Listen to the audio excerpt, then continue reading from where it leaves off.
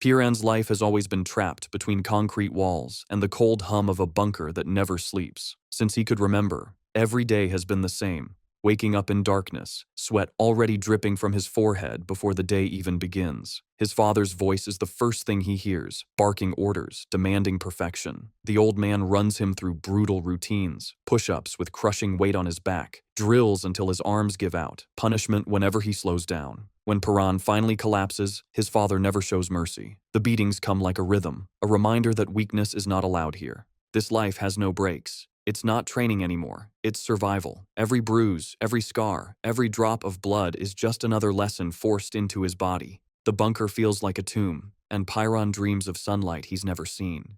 The only thing that keeps him from breaking is a small photo. His mother, smiling, her eyes full of warmth. He stares at it whenever his father isn't around, holding on to the idea that she still loves him, that she's still out there. His father, though, claims she's dead, says she's gone, says the world outside is finished, and that they're the only ones left alive.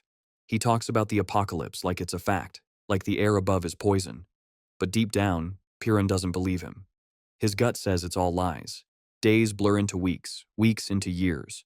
The boy grows strong, not just from the training, but from the hate that's been building up inside him. He wants out. The bunker feels smaller every day, and his father's rules feel heavier. The old man carries the keys to the outside like they're sacred, never letting them out of his sight. One day, during another brutal session, when his father turns to leave, Piran decides he's done waiting. He grabs a broken piece of mirror and lunges, hoping to end this life underground once and for all. For a second, he believes freedom is just one strike away, but his father moves like a ghost. The man dodges, counterattacks, and in seconds, Piran is on the floor, coughing blood, his vision fading. The last thing he sees before blacking out is his father standing over him, calm as ever. When he wakes, he's back in his cell. The air feels heavier. His father steps in, saying the same cold words. No weapons, only bare hands. Because Piran broke the rule, he'll train twice as hard tomorrow. Then the man locks him up again and leaves. The silence that follows feels wrong. The power cuts, everything goes dark, and that's when Piran starts listening closely. Through the quiet, he picks up small clues. The hum of the air vents, the distant ticking, and then something else. He realizes that when his father says, "It's bedtime," it's actually morning above. That means the world outside is still there. The apocalypse story is just another cage, another lie to keep him obedient. That night, he looks at his mother's photo again. If his father lied about the world, then he lied about her too. She must be alive somewhere. That thought becomes his fire. He promises himself he'll find her, no matter what. Somewhere else in the bunker, his father takes a phone call, speaking in low tones. He says not to call unless it's an emergency. Then his voice hardens. Good luck surviving. The call ends, leaving only silence. Later, when Piran wakes again, he's tied up. The ropes dig into his skin. He yells for his father, demanding to be untied. The man ignores him. That's when the anger kicks in. He fights the ropes, straining against them, whispering to himself as they start to loosen. Just when he's about to break free, his father storms in, demanding to know what he's doing. He tells Piran the training is over. From now on, it's full confinement. No more drills, no more fighting, just stillness. Piran can't believe it. The man claims it's to prepare for the apocalypse, but now he knows it's another layer of control. He can't find his mother if he's stuck here. So he keeps struggling, breaking the ropes with pure force. His father hits him again and again, but Piran doesn't stop. He's not fighting for freedom anymore. He's fighting for his life. When he finally gets loose, he stares at his father, seeing something new in the man's face, something that looks like pain. But the moment passes, and another punch sends him into darkness. He wakes later to find his father writing on a chalkboard. The man starts another lecture, talking about rule number 1, survival. He repeats that the bunker is sealed, stocked, safe, says it's been that way for over a century. Leaving it means certain death. To him, the bunker is salvation, and the outside is hell. Piran just listens quietly, but his thoughts are far away. He's already decided that he's leaving. The next day, things start to shift. The rhythm of the bunker feels off. His father isn't acting like himself. There's tension in the air, like the whole place is holding its breath. Then, out of nowhere, a loud metallic clang echoes through the halls. The sound bounces off the walls, and the ground trembles. Piran's heart races. He follows the noise, moving through the corridors until he sees something he's never seen before. An open door. No locks, no guards, just light spilling through. He doesn't think twice. He sprints through the passage, his feet slapping against the cold floor. The air smells different, real. He reaches the ladder, grabs the rungs, and climbs fast. Each step feels like breaking chains. When he pushes open the hatch, sunlight floods in. It's so bright it hurts. For a moment, he just stands there, feeling the warmth hit his skin. After years in darkness, the light feels like life itself. He steps out and touches the ground above. Grass, dirt, wind, everything feels new. Then he hears a voice calling out, a man asking why he's in the road. The sound of another human shakes him. Someone real, alive. But panic hits. If his father finds out he's gone, he'll come after him. He runs, barefoot, breath burning, heart pounding. Every street, every corner feels like freedom. The world is alive, people talking, laughing, living. None of it looks like the apocalypse. He slows down, staring at the people. Kids are playing, couples walking, friends chatting like it's just another day. The air is clean, the sky bright. Everything his father said was a lie. But before he can take it in, something changes. The laughter fades. People start looking up. Piran follows their gaze, and that's when he sees it. A black sphere hanging behind the sun, burning at the edges like it's alive. It grows, swallowing the light, rumbling through the sky. The crowd watches, frozen, unsure what they're seeing. But Piran feels it in his gut. Whatever it is, it's not natural. The sphere cracks open, and golden light bursts out, revealing twisted shapes moving inside. Then come the monsters, creatures with eyes and limbs twisting out of shadow, pouring toward the earth. The sky splits open. The air fills with screams. The ground trembles as the creatures hit, tearing through streets, cars flipping, buildings shaking. The city turns into chaos. Piran stands in the middle of it, frozen. His father's voice echoes in his head. Never leave the bunker. The warning he ignored now feels like a curse. He remembers the chalkboard. Rule number 1, crossed out. Then a memory flashes. His father's words about remote command. All locks open. Maybe his father knew this was coming. Maybe he released the locks because he had no choice. On the streets, people run in every direction. Some fall, some get dragged away by the creatures. A man screams as tendrils wrap around him, his glasses shattering as he's pulled into the air. His body is ripped apart like paper. Blood spills across the concrete. Panic spreads like fire. The monsters keep coming. Giant shapes land from the sky, each step crushing cars and bodies beneath them. One beast, massive and pulsing with light, lets out a roar that shakes windows apart. Another creature, with jagged wings, swoops down and grabs whoever's too slow to escape. People try to call for help, but the phones are dead. The air smells like metal and smoke. Everywhere, chaos reigns. Piran watches as the world collapses around him. The ground splits open, swallowing streets whole. Towers fall like dominoes. The black vortex above spreads wider, pulsing with energy. Screams turn into silence, then back into chaos as the monsters devour everything. His father's words return again. When the apocalypse comes, the world drowns in blood. The boy stands in the ruins of what used to be a city, eyes wide, unable to move. Everything his father said was both a lie and the truth. The world wasn't gone before, but it's ending now. The city was already falling apart when the monsters came down. Chaos filled the streets. A massive spiral of creatures hovered above, tearing through everything while explosions thundered around. Pan landed on the road, realizing what his dad had said was true. The apocalypse was real. His mom was gone, and the truth hit him harder than the falling debris. People screamed, ran, and fought for their lives while the sky burned and the ground cracked beneath their feet. His dad grabbed his arm, pulling him through the madness as monsters flooded the city, devouring anyone too slow to run. They sprinted through collapsing streets, dodging rubble and bodies. Each turn revealed more destruction. His dad yelled to keep moving. Behind them, one man tripped and was dragged into the dark by a creature. There was no stopping. They had to survive. They turned a corner, heading toward a bridge packed with people.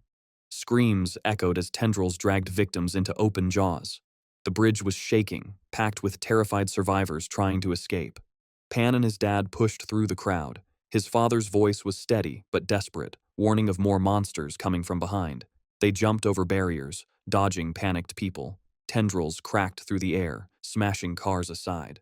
As they crossed, a monster lunged and wrapped around Pan's leg. He fought, kicking and thrashing, but it was too strong. His dad grabbed a rock and smashed the tendrils until they snapped, freeing him.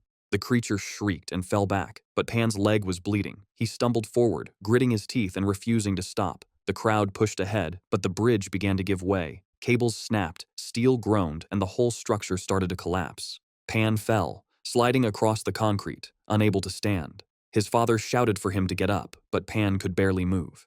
He told his dad to go, saying he couldn't run anymore. The memory of being ignored and trapped in the past came rushing back, the helpless feeling of being too weak. His father didn't listen. He pulled Pan up by the arm and told him to keep running.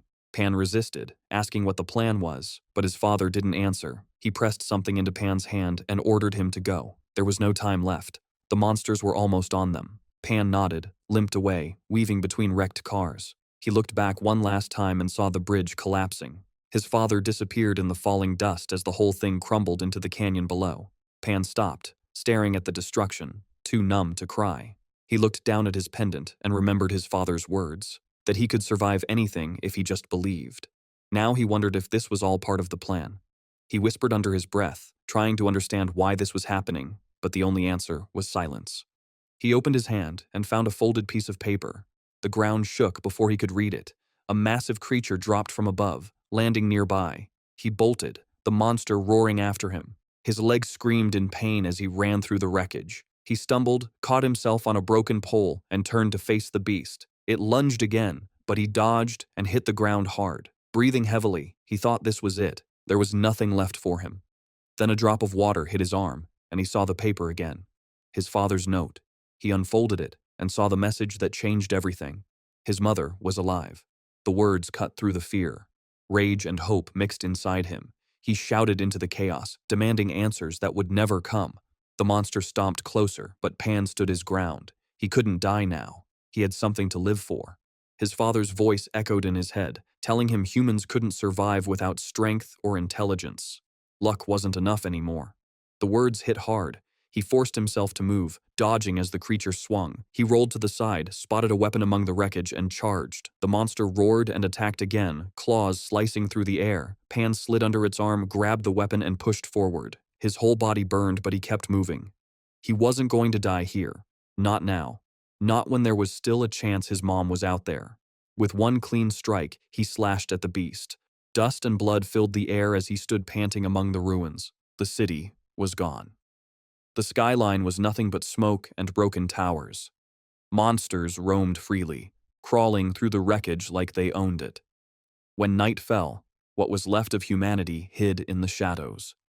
The survivors gathered in broken buildings, whispering about what to do next. One man complained that it had been 4 days without help. Another cursed the missing police. A girl pointed out that their hideout was lucky, but the food was gone. No one had any answers. The air was thick with fear and hunger. A man told the girl to stop talking, saying she was making things worse. She didn't understand until she saw the body beside her. People were breaking down. Sanity was fading. Pan sat against a wall, staring at the lifeless city. A young girl approached him, asking if he'd searched everywhere. He said he had, but there was nothing left. She mentioned one more place they hadn't checked and decided to go herself. Pan thanked her, telling her she was the only one helping, but she just shrugged and walked off into the ruins. She found 2 men hiding, eating from a stash they hadn't shared. She confronted them, saying it was supposed to be for everyone. They denied everything, pretending she was mistaken. When she threatened to tell the others, they stepped in her way. For a second it looked like things would get violent, but a distant scream froze everyone. The sound cut through the silence, long and desperate. The men backed off, pretending it was nothing, while the girl crouched low and kept moving. She slipped back through the ruins and met Pan again. He asked if she found anything, and she said no, hiding a piece of bread under her jacket. He believed her. Moments later, a loud crash shook the area. Dust flew as a one-eyed monster appeared. The man beside them froze, unable to move. Before he could react, the girl sprinted past him, apologizing under her breath. His screams echoed as the creature devoured him. Panic spread fast. People ran in every direction as more monsters poured in. Some cursed, others prayed, but none could stop what was coming. The red-haired man yelled something about sacrificing others to survive. The girl ran straight toward the chaos, dodging the monster's attacks like she'd done it before. She rolled across its arms, landed, and kept going without looking back. The bald man watching realized she was faster than anyone he'd seen. The streets burned with motion and screams as she disappeared into the smoke. She climbed over fallen walls, catching her breath when she reached higher ground. That's when she found Pan, lying motionless with his eyes closed. She rushed to check him and realized he was still alive, but a monster was nearby, crawling closer. She pressed against the wall, holding her breath. The creature hissed, the ground shaking under its steps. She grabbed Pan, trying to drag him to safety. The monster got closer. She pulled harder until they were both out of sight. When the dust settled, Pan lay on her lap, waking up confused. He saw her face, unsure who she was or what she wanted. He pushed himself up, remembering his father's words about people who only used others. He told himself not to trust anyone again. Still, his body was weak, and hunger clawed at his stomach. He asked about food. She said she had none, but when a piece of bread fell from her pocket, he caught her lie. She tried to brush it off, but he stared at it. Finally, she split the bread and handed him half. He hesitated, surprised by her kindness. She told him he owed her 5 times that in food later. He nodded and ate quietly. After resting, he got up to leave, but she followed. She warned that monsters still prowled nearby. He looked around, realizing she knew the area better than him. She admitted she'd lived there her whole life. He studied her again, unsure whether to trust her. Still, he needed guidance. He asked if she could lead him to the subway station. She sighed, agreeing but muttering that she regretted giving him her bread. As they walked, she asked why he wanted to go there. Pan said it was safer underground. There might be food, shelter, and fewer monsters. She nodded, leading the way until they reached a hidden entrance. He didn't believe it was the right place until an older man appeared, confirming it. He introduced himself and led them inside. The air changed as they descended into the tunnels. It was dark, but filled with the faint buzz of voices.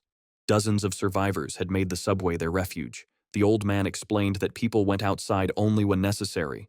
Monsters ruled the surface now. Those who stayed underground had a chance. Pan looked around, feeling tension in the air, but also a strange calm. The man introduced himself as Baum Huang, a doctor who'd been helping whoever he could. He asked for their names. The girl introduced herself as Haru, a student from Gaosang Middle School. Baum smiled and said his hospital used to be across from her school. She looked confused, saying she didn't remember one there. The old man brushed it off and turned to Pan, asking for his name. Pan hesitated. After everything that happened, even his name felt heavy. He told the doctor he didn't have one. Baum nodded, saying he could share it when he was ready. Suddenly, a red-haired kid burst in, shouting that someone's condition had worsened. Baum moved quickly, pulling out his tools. The patient's wound had festered. It needed emergency surgery. People around whispered, doubting he could save the man. Pan watched closely, remembering stories of doctors who only helped for money, but Baum's face stayed calm. He said surgery was his duty and that he never lost a patient. As he worked, the air filled with tension. Everyone waited, praying quietly that maybe, just maybe this time, something would go right. Our boy watches Baum finish the procedure, unsure if he can trust the vet who insists humans are just animals too, knocking out the struggling patient with a brick since anesthesia isn't available. Piran clutches a photo from his dad suggesting his mom might still be alive, noticing the strange flowers in the background that could hint at her location. He decides he needs someone who knows plants. Meanwhile, in a bunker, the captain gathers his people, declaring any resistance will be crushed. He singles out a fearful man, punches him to assert control, and learns an old man, a girl, a boy, and an injured man are missing. Exhausted from monster vigilance, Piran dreams of being dragged deeper and wakes surrounded by strangers. A blonde man mocks him, gives him 2 minutes to prove himself, but Piran threatens him over the photo. The captain sees a darker side in Piran and instructs a man to guard him in the photo. Haru checks on Piran, but he lashes out, remembering his dad's warning to trust no one. The captain demands obedience. Most comply, but Baum stays independent. Piran, Haru, Baum, and a few others openly defy the captain. Tension rises with a grumpy red-haired girl warning doom while a calmer person jokes. Outside, noises distract them as a girl rushes out, scolded by a man claiming responsibility. She disputes him being her dad, but he explains he took her in after she was separated from her parents. Rules are laid down. No one leaves the room. Disobedience is punished. No leniency for kids. Piran keeps an eye out for the man who took the photo. Mealtime comes with strict portions. The red-haired girl protests. Chicken Comb, the captain's brutal right-hand man, appears as the girl spills food. He growls, orders her to follow, then forces a guard to give her an extra meal. A man bursts in to protect the girl and leaves with her, confusing Chicken Comb, who grins. Later, the boy isolates himself. A girl approaches, but he distrusts her, claiming all humans are enemies. She urges him to reconcile with Haru, explaining Haru cries every night, but he dismisses sadness as weakness, claiming survival is the priority. She asks if he's ever lost someone. He denies it. She warns she'll feel sad if he dies. He rolls his eyes. Nearby, the red-haired girl complains about no sleep. In the shelter, the blonde guy steals Piran's photo, essential for finding his mom. Gunshots ring out. The thief taunts him. Piran stares unafraid, focused on the photo. The thief panics as he realizes Piran values the picture above his own safety. Bomb checks Piran's wounds, insisting on cleaning them. Piran refuses patched-up help, but accepts some saved food. The girl helping him starts coughing violently. Bomb warns she needs medicine, but none is left. Thugs appear. One who grumbled about showing off the photo realizes he can't just kill Piran. Bomb is ordered to help outsiders, but refuses, claiming someone critical needs care. The weak girl insists on fetching medicine herself. Bomb says he'll go, but a thug stabs her as a twisted joke. Blood spreads. Piran watches her life fade, her hands shaking as she reminds him of his promise not to care if she died, then goes completely still. The thug cleans his knife. Bomb screams at him for being a monster. The killer shrugs, claiming he saved Bomb by keeping Piran from being forced above ground, and insists they can't lose a doctor over one dying girl. Piran stands, watching the thug taunt him, questioning if he's scared, his focus entirely on survival in the photo, determined not to be powerless. Our boy stays quiet, eyes fixed as the thug waves his bloody knife, and then he realizes the photo is gone. It lies on the ground, dropped when the thug lunged. Pan drops to his knees, staring at it as the thug taunts, demanding to know its significance. Without warning, Pan lunges, striking the thug with precision, catching him off guard. A punch sends the knife spinning, and Pan dashes forward, slamming the man to the floor. The thug struggles, groaning, but Pan spins the knife in midair, throwing it back to land embedded in the thug's neck. Silence falls. The man hisses in pain, Pan's dark energy swirling, heart racing. He curses under his breath, wishing he had taken the photo sooner, but steadies himself as a voice interrupts, warning there's no going back. Bam approaches, concern etched on his face, asking if killing is necessary. Pan hesitates, recalling his father's words that fear can be instilled without murder. He drops the blade, resolved never to become like them, thinking of his mother and what she would have wanted. The thug, sensing opportunity, charges, but Pan reacts instinctively, striking him down with rapid blows. Another survivor picks up the photo awkwardly, wiping it off and handing it back, acknowledging its importance. Pan demands to know where the flower in the picture grows. No one knows. Bomb warns survival above ground is impossible with monsters, but Pan is determined to find his mother. Whispers ripple through the survivors. The captain mutters in the shadows, aware orders were ignored. Suddenly, a massive tree-like creature bursts through a subway ceiling, rocks crashing, men frozen in terror. The captain notes the thug's body, realizing some people are monsters in disguise. Real monsters now roam among them. Strange creatures swarm, someone warns the captain, but he's knocked back. Pan stands firm, eyes sharp. The leader calls everyone weak, locking eyes with Pan, intent on revealing what lies within him. Darkness swirls. The captain realizes he's the one being watched, panic overtaking him. Black tendrils erupt. A man screams. Blood pours as his head bursts open. Grotesque tentacles twisting, stabbing survivors.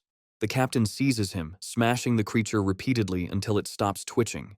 Survivors gasp. Some cheer, calling the captain a hero, but Pan watches silently.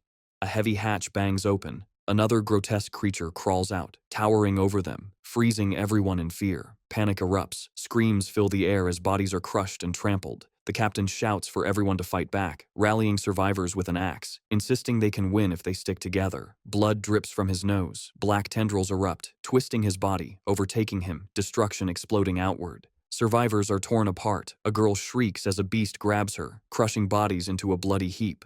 Bomb seizes the panicking babysitter, warning the little girl outside is likely gone. He collapses in despair while others flee. Pan sprints down the hall, eyes blazing, pushing forward as survivors hesitate. Bomb raises a hand to stop him, but Pan steps past, gaze glowing, pointing forward. Silence descends. Inside, a pool of blood marks a body near sliding doors. 3 kids huddle, trembling. Haru presses a finger to her lips, warning them to stay quiet, telling the little girl to hold on. An injured man stares at the dead body, terrified, asking what to do. Haru urges them to run, gathering resolve, insisting surviving matters more than standing still. Observing her determination, the man mutters that she must have a strong reason to live. Suddenly, a monster with a glowing red eye appears in the doorway. Panic spreads. The blonde clings in terror as the man throws himself at the creature, buying time for Haru and the little girl to escape. Flames erupt as survivors rush in, stabbing and smashing another monster, chaos and hope intertwined in the frenzied fight. The chaos deepens as the blonde woman drives her knife into the monster again and again, but the creature keeps healing, its flesh twisting back together like nothing happened. Someone screams that it's regenerating, and she stumbles back, cursing, saying they can't win. Panic spreads, but Piran steps forward, quiet and steady, while the rest yell at him to stop, warning that fighting is suicide. Ignoring them, he charges ahead, his body moving before thought catches up. The woman can't believe he's actually doing it, thinking he must have a death wish since even the captain couldn't take down one of these things. The monster screeches and lunges, but Piran slides under, grabs it, and twists hard until bones crack. He flips forward, lands crouched, and faces the creature head-on. Everyone freezes, watching as he tears into the monster with his bare hands, shredding tendrils and flesh without hesitation. The woman and Bomb stare, their disbelief written all over their faces. She mutters that it doesn't matter since the captain had once killed one, but more horrors start crawling out of the darkness, roaring and dragging their twisted bodies closer. Still, Piran doesn't flinch. He stands firm, eyes locked forward, and bolts into the horde. He punches through the first one, smashing its jaw with a force that shakes the room. Another lunges, and he leaps, lands on its back and rips it apart. Tendrils scatter like torn vines as he breaks through every monster that comes close. Bomb and the woman think he's finished when they see him surrounded, but Piran steps out of the mess, covered in blood but completely fine, breathing steady, eyes sharp. Beam mutters under his breath that the kid's still standing, and the woman can't find her voice. The monsters keep regenerating, but Piran stays calm. He takes a breath, remembering his father's words, hearing them echo in his head. Every living thing has a source, something that gives it life. In his mind, he sees a glowing flower and hears his father again, saying to destroy the source once it's found. The thought locks him in, and he dashes through the chaos, tearing open one of the creatures. Inside, he sees it, a glowing seed pulsing deep within. He doesn't hesitate, driving his weapon straight through it. A surge of energy bursts out, the air twisting with light and heat. Tendrils thrash violently as the monster convulses and crumbles. Breathing hard, Piran stands over what's left, the shattered seed dimming at his feet. The survivors stare, speechless, realizing it's finally dead. One whispers that the monster's actually gone while Bomb watches Piran walk past, soaked in blood but alive. Down the corridor, Haru pulls another girl along, running as a thunderous boom shakes the bunker. She yells that something's coming, their footsteps pounding as they sprint. Rounding a corner, Haru skids to a stop as a huge creature charges right at her. She tries to dodge but slips and hits the ground hard. The monster's glowing eye locks on her, steps shaking the floor. Just as it lunges, a swirling void opens in front of her, sucking in the air and the light. Everything goes black for a moment. A flash cuts through the dark. Behind her, Bomb gasps, barely able to speak. Haru stumbles back into the group, trembling but unharmed. Relief washes over them, but before they can breathe, someone yells that the little girl is missing. Haru panics, blurting out too much and accidentally revealing Piran's position. The group's mood crashes, the babysitter breaking down, sobbing for the child's safety. Then a pair of tiny shoes appear in the doorway. Everyone freezes as the little girl steps in, her dress torn and blood-stained, and behind her, a monster with a glowing red eye rises from the shadows. Fear floods the room. Someone runs forward, screaming, while the child shakes under the creature's shadow. Before it can strike, Chickencomb appears, sliding Piran aside and facing the beast. He tells it to back off or he'll go for its eyes. The creature pauses, then slowly retreats. He stays alert, not sure if it left out of fear or instinct. He explains they're only safe because of what's happening outside. Out there, Piran slams a monster into the ground, counting his kills, but more are already closing in. Another swings and he braces for impact as 3 others circle around. He thinks about clearing the area to make it safe, but with so many enemies, surviving is the only goal left. One mistake and it's over. More creatures are on their way, and he's already exhausted. He thinks about running to another shelter but realizes if he does, everyone inside will die. He doesn't want to care, but the memory of the girl who died flashes in his mind, her last words echoing. The distraction costs him. A monster strikes, its claws slashing across him. Blood sprays as he hits the ground, clutching his wound. He looks up and sees a shadow. Chicken comb. The fighter tells him the others explained everything, and that he knows Piran can kill these things. He asks how he can help. The babysitter grabs a shield, ready to fight, while the little girl silently watches. Piran mutters, confused why they'd risk themselves for him. Chicken comb just shrugs, saying survival is reason enough. The babysitter adds that if Piran falls, no one stands a chance, so helping him is helping everyone. He extends a hand.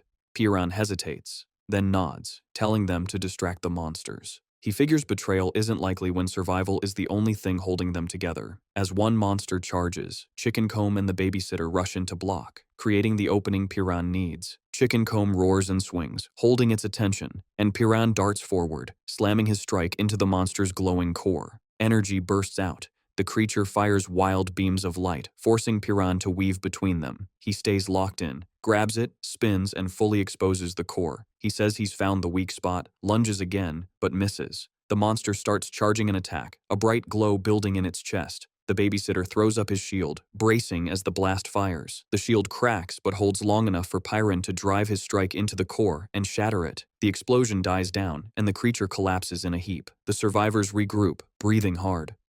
Bomb admits he'd only slow things down, and the red-haired girl agrees, especially with bodies twitching nearby. Someone yells at another monster, shouting that the captain is dead. The babysitter looks at Piran, who simply points at the destroyed core on the floor. Chicken Comb grins and demands to know how he did it. Piran explains that every monster has a weak spot, a source, and destroying it kills them for good. Another survivor mutters that only he can see them, so the rest should just distract. Chicken Comb refuses to stand back and charges into battle again. Piran follows, realizing how much easier it is to fight with allies beside him. The bruiser takes a hit but keeps swinging while Piran slices through another monster. Then he stops, sensing something new. Across the room, a survivor is trapped, tendrils pinning her down. Haru and the others run in, just in time to see her caught. The monster mutates further, its form twisting into something worse. On the ground nearby, a bloody hand twitches, then drops lifeless. A new shape crawls out of a corpse, its limbs mangled and wrong. It looms over Haru, snapping its jaws inches from her face. She scrambles back, frozen, and just as it lunges again, Piran cuts it down. His strike lands hard, killing it instantly. Haru stares, shaken, as he stands bleeding but still holding the monster's glowing core. Bomb rushes in, insisting he needs treatment, and the others pull him back. Later, he wakes, bandaged and lying down, Haru nearby and Bomb letting out a breath of relief. Piran rips the bandages off, finding his wounds completely healed. Bomb grabs his arm, shocked. Piran asks if the other fighter made it, and a voice answers, alive and proud. Chicken Comb strolls in, joking that it takes more than that to kill him. He grins, saying he helped because he wanted to, even when someone calls him suspicious. He laughs it off, saying he doesn't take orders. Haru yawns while another comments on how shady he looks, but he just smirks, saying looks don't matter, only results. Piran turns to Haru, asking why she's still around when she's not hurt. She snaps back but admits she was worried. Bomb cuts in, saying she stayed to help. She insists she only did it because Bomb asked, but Chicken Comb steps forward, saying he remembers her from before and praises how fast she moved during the fight, dodging monsters like it was natural. Haru tenses, uncomfortable with the attention, and turns away as he steps closer. Piran watches her go, remembering the woman's dying words about making peace. He calls out her name, asking if that's really all she has to say. Without looking back, she softly confirms. Later, in a meeting, the group faces the grim reality. Only 12 survivors remain out of 43. The man with glasses corrects himself, saying that means almost 80% gone. He explains many bodies were found gray and dried up like husks. A woman says the monsters drained them, then wonders if they're government experiments. Others argue about rumors, some saying they fell from the sky, others talking about aliens, but a calmer voice brings them back, saying bigger problems need attention. All eyes shift to Piran. They want answers, asking how he fights like that, how he knows to kill the monsters. Haru watches as he simply says he's been training for this since birth, prepared for the end of the world. He holds up a single photo, saying it's the only thing he took from his bunker. The woman doubts him, saying it's not enough proof, thinking his story about living underground sounds impossible. Still, she admits his skills are real, and others start to believe. Suddenly, one survivor lunges at him. Piran dodges easily, and the man freezes, terrified, then apologizes, quickly saying he believes him now. Baum steps in, saying he believes too, after seeing all the scars on Piran's body.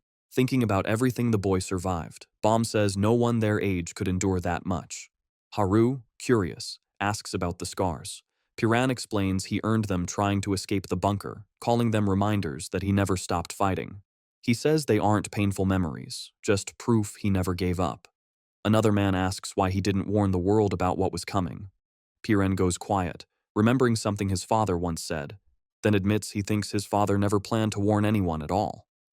Piran admits straight up that trusting people has never come naturally. Growing up sealed away from the world taught him that people bring danger, lies, and chaos. But after everything this group has done, fighting beside him, risking themselves when they could have run, he's starting to wonder if his father had it wrong. Maybe not everyone is rotten to the core.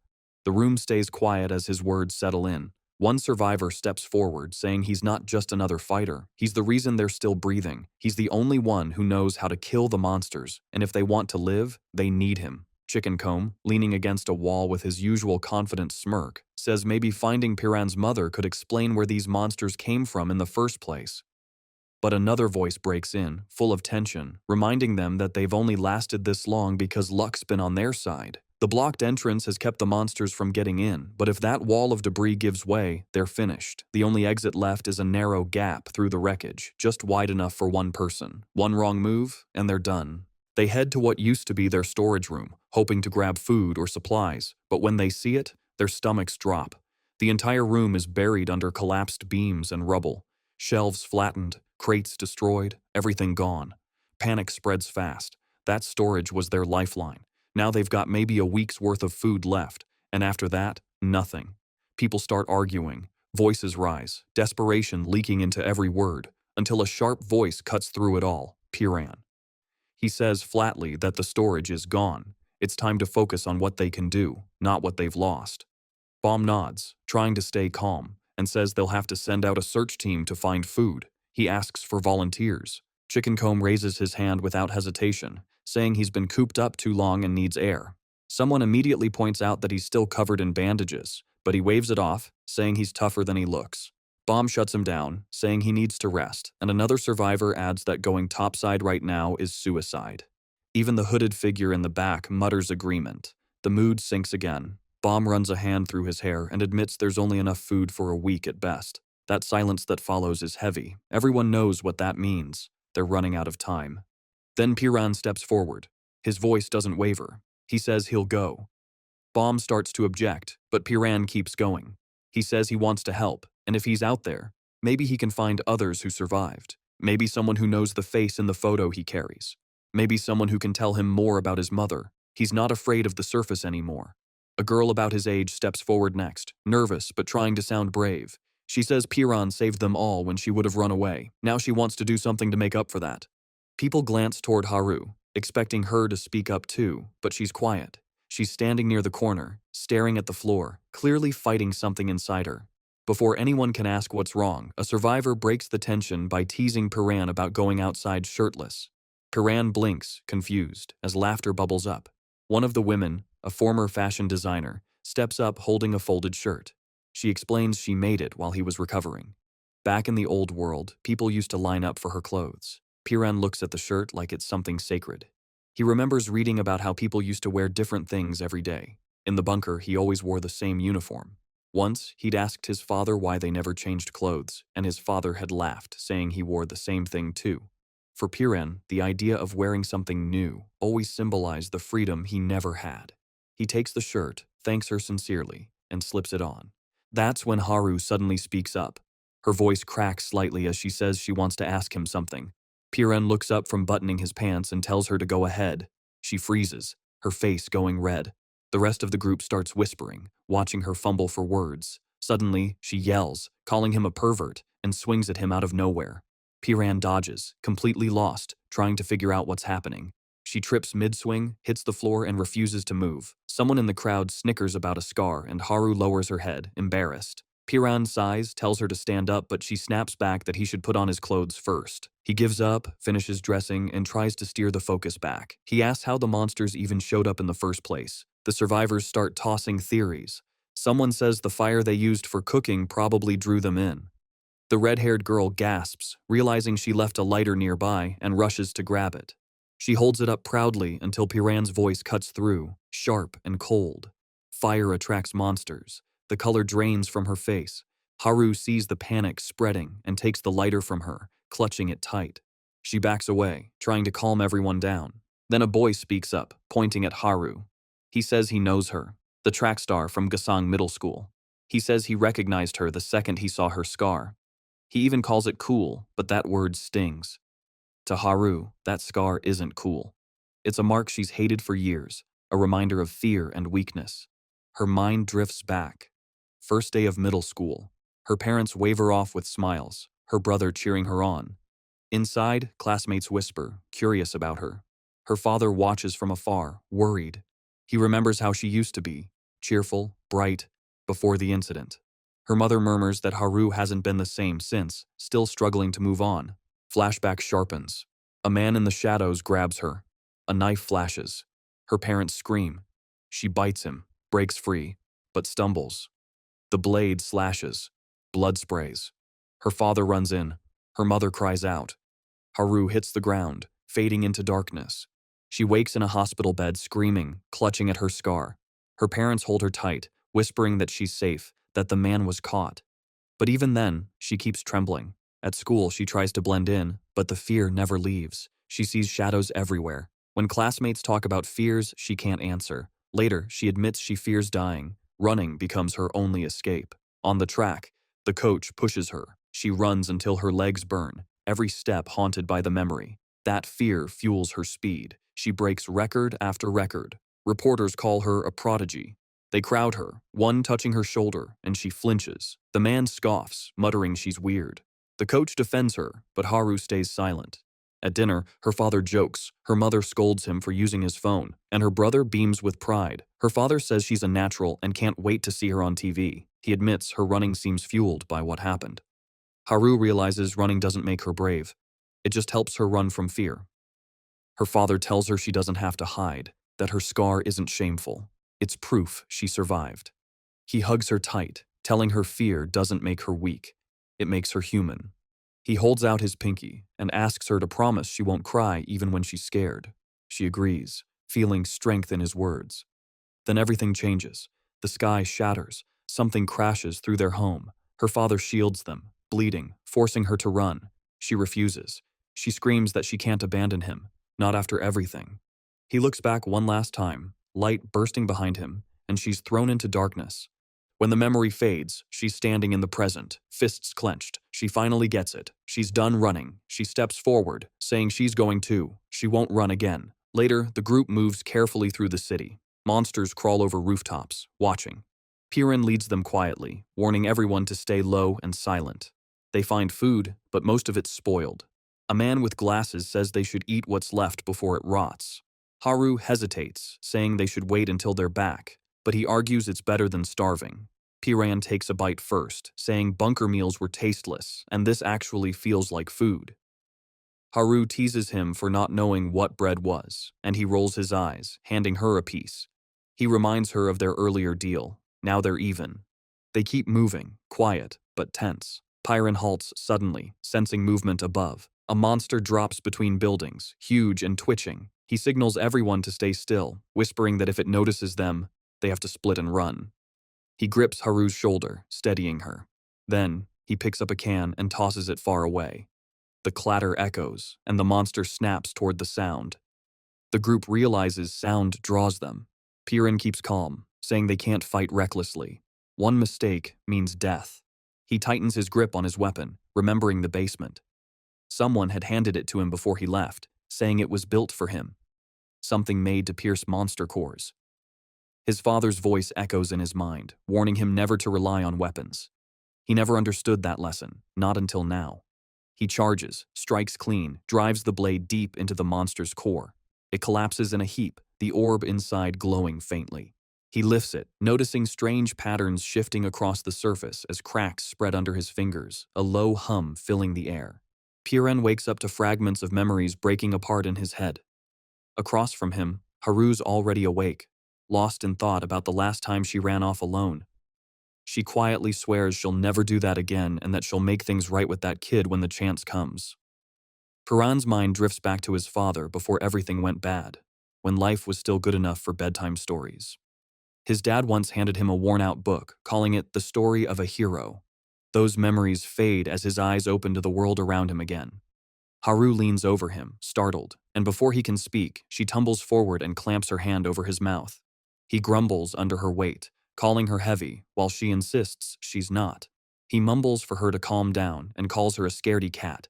She scans the ruins of the city through binoculars, spotting monsters moving far off. With a map in hand, she focuses on their next steps when Pan strolls over, asking how it's going and casually calling her human, which ticks her off. Later, when someone asks Pan his name, he admits he hasn't had one since he was a kid. G insists he needs one, and Eugene immediately wants to pick one for him, but he just stands there, lost in thought. He finally lowers his gaze, thinking of his father, and softly says the name Piran. Everyone pauses, surprised. Haru repeats it, and he nods. She asks where it's from, and he explains it came from that same book his dad gave him as a child. Eugene suggests they all reintroduce themselves. G starts, then Eugene, then Haru, who jokes that Piran probably won't remember anyway. He hesitates at first, but then steadier this time, introduces himself as Pan. The group repeats it, and the name settles in his chest like it belongs. In that moment, he remembers his time in the underground bunker, how he used to dream of reaching the surface, meeting others, learning their names, talking freely. That dream feels real now. Haru, G, and Eugene smile at him, and G reaches out a hand, asking to be friends. But Pan freezes, and suddenly, the flashes of screams, blood, and the apocalypse slice through his thoughts. He pulls back and says coldly that they aren't friends. Eugene and Haru look stunned. He thinks if the world hadn't fallen apart, maybe he could have been their friend. But now, his only goal is finding his mother. He turns to leave, but a scream cuts through the air. Down below, a man is trapped by a monster. Pan gets ready to move, but Eugene argues they have to help. Haru and G exchange glances. Pan tells her no, that any sound could bring more monsters. She doesn't listen. She grabs her weapon and charges forward, stabbing the beast again and again until it collapses. The man thanks her, but before they can relax, he warns them of another monster approaching. Pan leaps in, cutting it down in one clean motion. His eyes narrow on Eugene. He tells her she could have gotten them all killed. The man's still trembling, saying his legs hurt too badly to move. Pan doesn't hesitate. He refuses to help more. G backs him up, saying saving the man was already a huge risk. Pan looks at Eugene, telling her she can stay behind if she wants to help, but that means she's out of the group. G echoes the rule. Everyone must follow orders, no exceptions. The man begs, but the group turns away. Eugene hesitates, torn, but finally steps back. The man screams after them, calling them murderers. Pan snaps at him to shut up, but his shouts echo through the air. Monsters shriek back in response. The group bolts, but Haru cries out. They're surrounded. Pan assesses quickly. They aren't spotted yet, and if they move fast, they can still slip away. Then the injured man flicks a lighter, smoke curling up into the sky. Everyone freezes. G shouts at him that he's crazy. The man mutters something about it not mattering anymore. That fire destroyed his home anyway. He wants one last smoke. The lighter flares, and the monsters close in. Shadows stretch across the walls as the beasts descend. Pan shouts for everyone to run. They sprint, but Haru glances back and sees a monster lunge for the man. She screams, horrified. Pan slides in, blade flashing, and cuts the creature down mid-strike. He lands hard, weapon raised again as more approach. Behind him, the others just stand there. He yells at them to move. G protests, asking why he's staying if he told them to run. Pan doesn't answer. He grips his weapon tighter, something in him refusing to back down. G warns that if he stays, they'll all die, but Eugene stabs another monster, pushing forward in panic. The fight spirals. G insists they can still win if they fight together. Just when hope flickers, the air splits open. A massive red monster emerges, grotesque, twisted, radiating heat like fire. The smaller ones bow to it. G freezes in horror. Pan shouts for him to run, but G's already too late. In one brutal motion, the creature grabs him and tears out his heart. G's body hits the ground with a heavy thud. Haru drops to her knees, screaming. Eugene breaks down, and Pan stumbles forward, rage burning through the pain. He attacks, but his weapon snaps against the monster's hide. The beast smashes him aside, bones cracking as he hits the ground. Through blurry vision, he watches the creature crush G's heart in its hand and toss the body aside. It grows larger, veins glowing red, and roars. Pan yells for everyone to run. Haru refuses, saying she won't leave anyone behind again. The monster grabs Eugene. She cries out, blaming herself, realizing her recklessness caused this. She rushes forward to draw the monster's attention away from the others, screaming for them to survive. She's overwhelmed in seconds, torn apart as her voice fades. Pan stares in disbelief. Haru's trembling, eyes wide with shock, and he orders her to run, but she demands to know why he's trying to sacrifice himself. She reminds him that he was the one who said they'd escape together. He admits that running would have made sense, but thanks her quietly anyway. As he steps forward, his thoughts flicker to everything they'd shared. Laughing, eating, learning names, finally seeing the sky. He tells her that once someone dies, that's it. No more talking, no more names, no more anything. He says he can't stand losing anyone else. Haru shakes her head, tears running down her face, whispering that it can't be happening again. He tells her to go, but she refuses, shouting that he sounds just like her father, the same words he said before he died. She remembers promising herself she'd never run again, never leave anyone behind. Her father's voice comes back to her, telling her it's okay to be afraid. Guilt weighs heavy on her, but she finally understands that he loved her. In her memory, he holds out his hand, asking her to promise not to cry even if she feels weak. She shouts that promise back into the burning air. Pan looks at her, saying she's too kind. Haru admits her mistakes and finally forgives herself. She remembers linking pinkies with her dad, sealing that promise. Then she turns, finding strength again. She tells Pan that running doesn't mean it's over, that if they survive, nothing ends. She grabs a can of petrol, flicks a lighter, and tells him not to lose hope. Flames burst to life around them. She says she's not running away this time. She's running to protect. She calls out that she'll see him back at base. Monsters swarm, and Haru sprints through the chaos, dodging claws and wreckage as fire lights the night behind her. She keeps running, faster, through smoke and screams. Back with Pan, he steadies himself, surrounded. The monsters close in, and one steps forward, mocking him. Pan doesn't move. He tells it that it's the one who should be worried. He watches, eyes sharp, focusing on their weak spots. When he goes for his weapon, the beast moves faster, knocking it away and sending him flying. He realizes he can't reach the weak points without it. Then his father's voice echoes in his mind, calm and steady, reminding him that weapons aren't everything.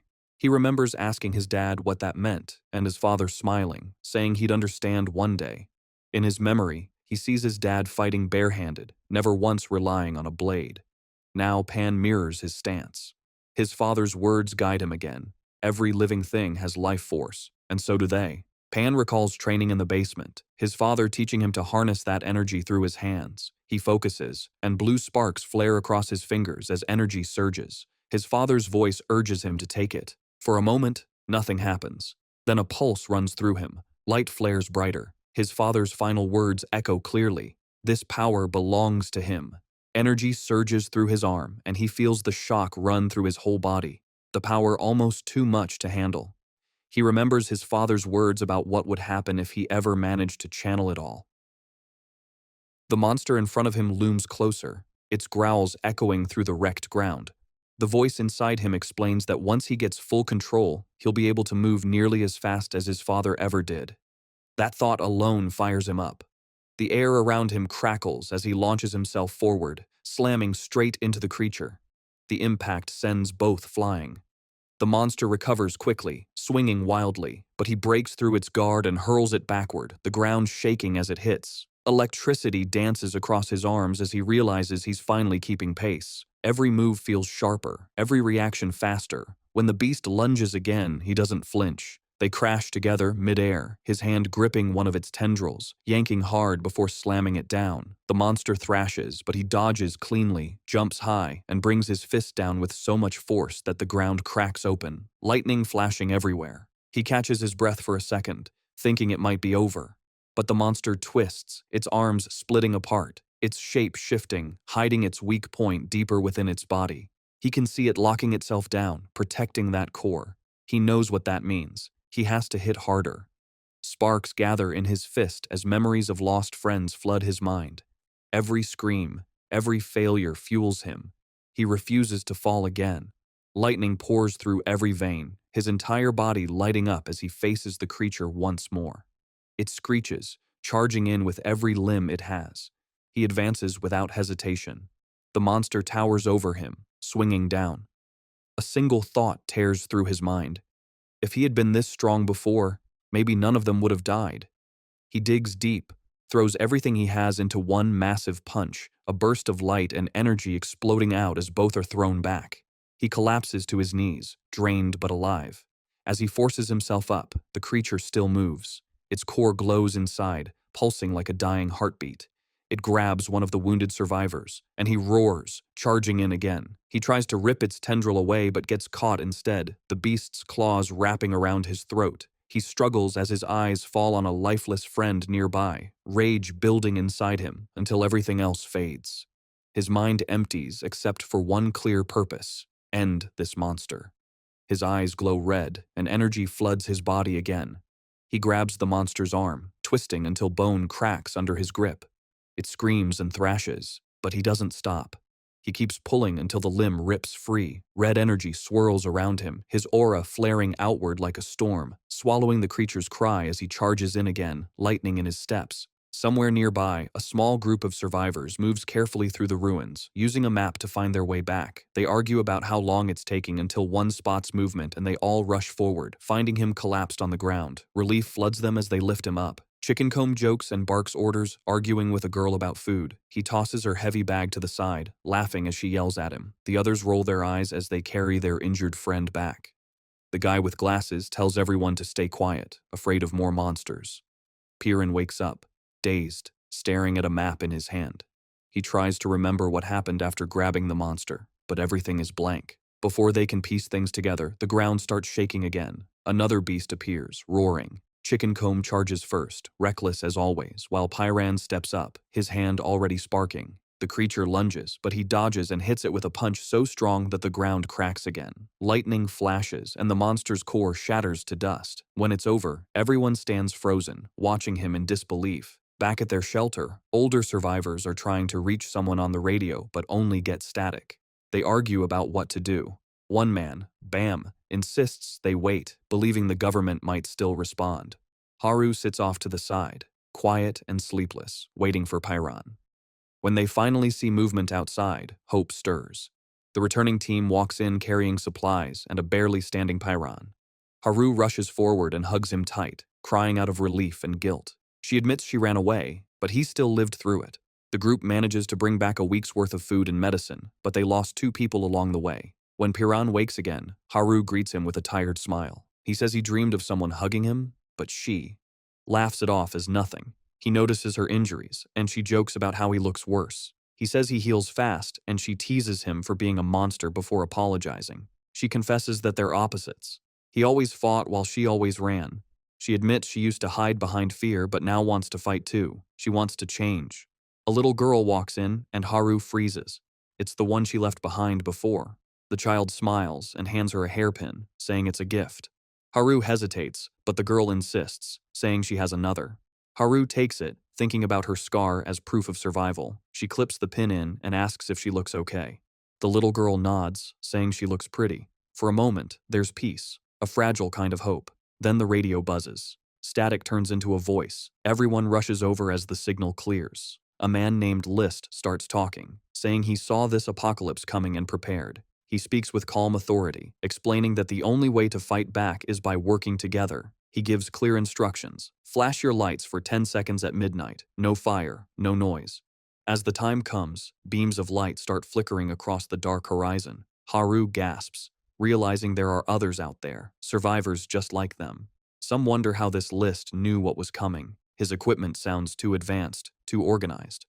Piran listens, silent. His father was the only one who ever predicted this kind of disaster.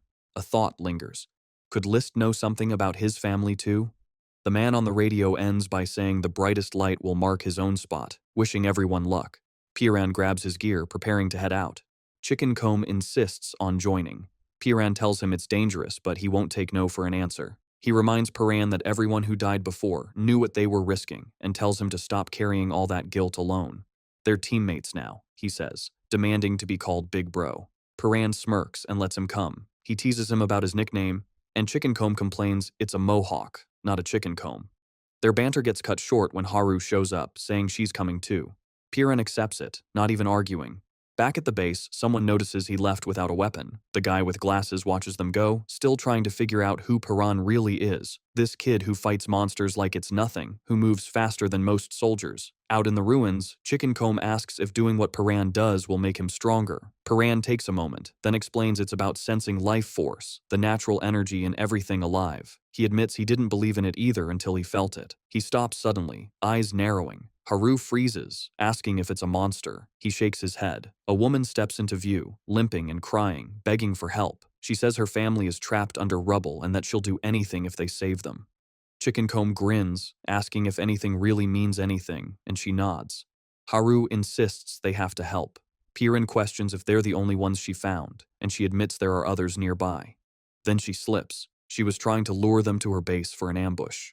She shrugs it off, saying it doesn't matter now because there are plenty of others like them to rob. Chicken Comb complains he wanted more favors, and she cuts him off, demanding everything they have, including clothes. Haru refuses, and the woman signals her gang. Thugs surround them, smirking. Chicken Comb sighs, takes off his jacket and drops it. As one of the goons bends to grab it, he suddenly punches him out cold and throws the jacket back on, asking how he looks. Piran steps forward, ready to fight. The woman snarls, ordering her crew to kill them fast. One thug charges with a knife, but Piran catches the blade mid-swing, turns it around and drives it back into him. The man drops instantly. Chicken Comb yells out, daring the rest to try. The leader shouts for her people to focus on Haru, mocking her fear. They rush her, but she's faster now, slipping away before they can grab her. The group runs for cover, ducking into a nearby building. The place is dark and messy. Piran warns it looks like a setup, but before they can react, the floor gives way. Haru and Chicken Comb fall into a pit of trash, groaning as they hit the ground. A voice comes from above, amused, calling them idiots for walking into his trap. A man steps out of the shadows, smirking, knife flashing close to Haru's neck. He recognizes them from before and doesn't look friendly. Piran's eyes narrow as anger surges through him. The air around him starts to hum with power again, and one thought cuts through the tension. No one hurts his people. The man holding Haru tight keeps his knife close, demanding to know why they've come. Piran blurts out that it's because of the radio broadcast. That makes the guy pause. He says he heard it too, but his smirk shows he doesn't buy into it. When Piran asks why he's not heading toward the light the broadcast mentioned, the man laughs it off, mocking anyone who'd believe some stranger could predict the end of the world. His tone shifts sharp as he presses the blade even closer to Haru's neck, warning that one wrong word will end her life. Then he lunges. Piran moves first, ducking under the swing and countering with a strike that slams the man to the ground. The fight explodes into chaos. Blows trade fast, the air tight with tension. The captor swings wild, but Piran keeps his rhythm, blocking, dodging, pushing forward. The blade slices across his side, pain flaring, but he doesn't slow down. He hits back harder, faster, his focus locked on breaking through. The captor realizes this isn't a normal kid. He mutters something about how different he fights, but Piran ignores him, moving faster than he can react. Outside, low growls echo through the streets. Monsters gather, drawn by the noise. Everyone inside freezes for a second, knowing even one loud sound could bring a horde. The captor tightens his grip again, daring Piran to move. Both stand off, waiting for the other to blink. Piran steadies his breathing, energy humming beneath his skin. He decides he can't risk a drawn-out fight. He crouches, channels his power, and moves. Lightning cuts through the air, brushing the man's face, leaving a clear warning. He raises one finger, telling the others to stay silent. The man freezes, shaken. The tension breaks when a rope snaps and drops from above, startling everyone. Haru and Chicken Comb start laughing. The captor tries to protest, but they tie him up again, spin him around until he's dizzy, and tease him for good measure. Haru laughs, calling for another spin while he yells at them to stop. When he demands to know what they want, Piran tells him they're heading to the broadcast location and gathering supplies on the way. The man doesn't believe a word of it, but Piran assures him they'll release him later. They just can't risk another betrayal. When asked how he moved so fast, Piran doesn't answer. Then a strange noise comes from above. They all look up to see a human shape half covered by a dead monster. Chicken Comb flinches, but the Tide Man speaks quietly, saying it's his sister. He says she's still alive somehow, though the parasite stuck to her should have killed her. Haru looks at the body, unsure if that counts as living. The man explains that the monster attached itself deep inside her, feeding off her life to keep itself alive. Chicken Comb asks why he doesn't just pull it off. The man says he's tried everything. The roots go too deep, and every attempt makes it worse. They ask if it has a core like the other monsters, but he shakes his head, laughing bitterly. He's dissected enough of them to know. Some don't have one. The silence that follows feels heavy. He finally tells them to leave. Haru threatens to spin him again if he tries anything. Piran cuts the ropes and walks off with the others, heading back into the cold streets. Inside, the man watches them disappear, muttering that they don't know what they're talking about. He kneels by his sister, asking if she heard what they said. His hand brushes a teddy bear beside her. He picks it up, staring blankly as a rope creaks somewhere in the dark. Outside, Piran slows down. Something feels wrong. He turns and mutters, realizing it's them again. More monsters. Beneath the floorboards, a creature stirs. Piran grips his knife tight as shadows rise from the cracks. A doll lies on the ground beside him as he faces the towering figure. His vision burns red, sparks flashing in his eyes. Then more shapes crawl out, dozens of them surrounding him. His energy's almost gone, his strength fading fast, and the monster's presence feels suffocating. He's already burned through too much power, and now even the air feels heavier. He glances at the doll again, remembering a promise. It pulls him back. A memory. A normal day, him answering a call, promising he wouldn't be late. His sister's voice echoes, worried, asking how many chances he has left. A man nearby says none, that he's always had this strange gift. The memory deepens, showing a boy named Jin-gu, eyes glowing faintly, watching the world like he can see ahead of time. His mind runs faster than anyone else's, predicting every move before it happens. In fights, he always wins, but his face never shows joy. Someone asks why, and he simply says he already knew it would happen. Later, he's on a call, his sister reminding him of their promise to watch a show together. He tells her he's buying something for her birthday. As he walks, he sees small flashes of what's about to happen. Cars swerving, bikes crashing, everything predictable. Until the day it isn't. One moment, the sky darkens. People look up. A massive black sphere hangs overhead, pulsing. His power can't read it. He tries to look into the future and finds only static. The sphere cracks open and monsters start falling. Chaos erupts. His phone dies. The internet drops. Explosions rock the streets as he clutches the doll tight. Everything burns. He runs, dodging collapsing buildings, trying to reach his sister. He cuts through streets filled with screams and broken lights, using every ounce of instinct to survive. He makes it home, gasping. The door's broken. Inside, a trail of blood leads deeper. He follows it until he finds a body on the floor. The creature beside it turns, snarling, and he kills it fast. But it's too late. His sister's barely breathing. A parasite clings to her chest. He tries to tear it off, but it's fused into her flesh. He screams, hitting it, cutting, burning, but it won't come loose. Days pass. The sky clears, but monsters still roam. He seals the house, boards up every hole, determined to protect her. Every day he tries something new. Acid, fire, blades. Nothing works. He experiments, studying the way monsters heal, guessing their strength depends on what they consume. He figures if he can force the parasite to overuse its healing, maybe it'll die on its own. But every time, the thing regenerates. He talks to her, voice shaking, begging for any sign that she's still in there. His only answer is silence. Frustration builds until he's shouting, admitting he's failed.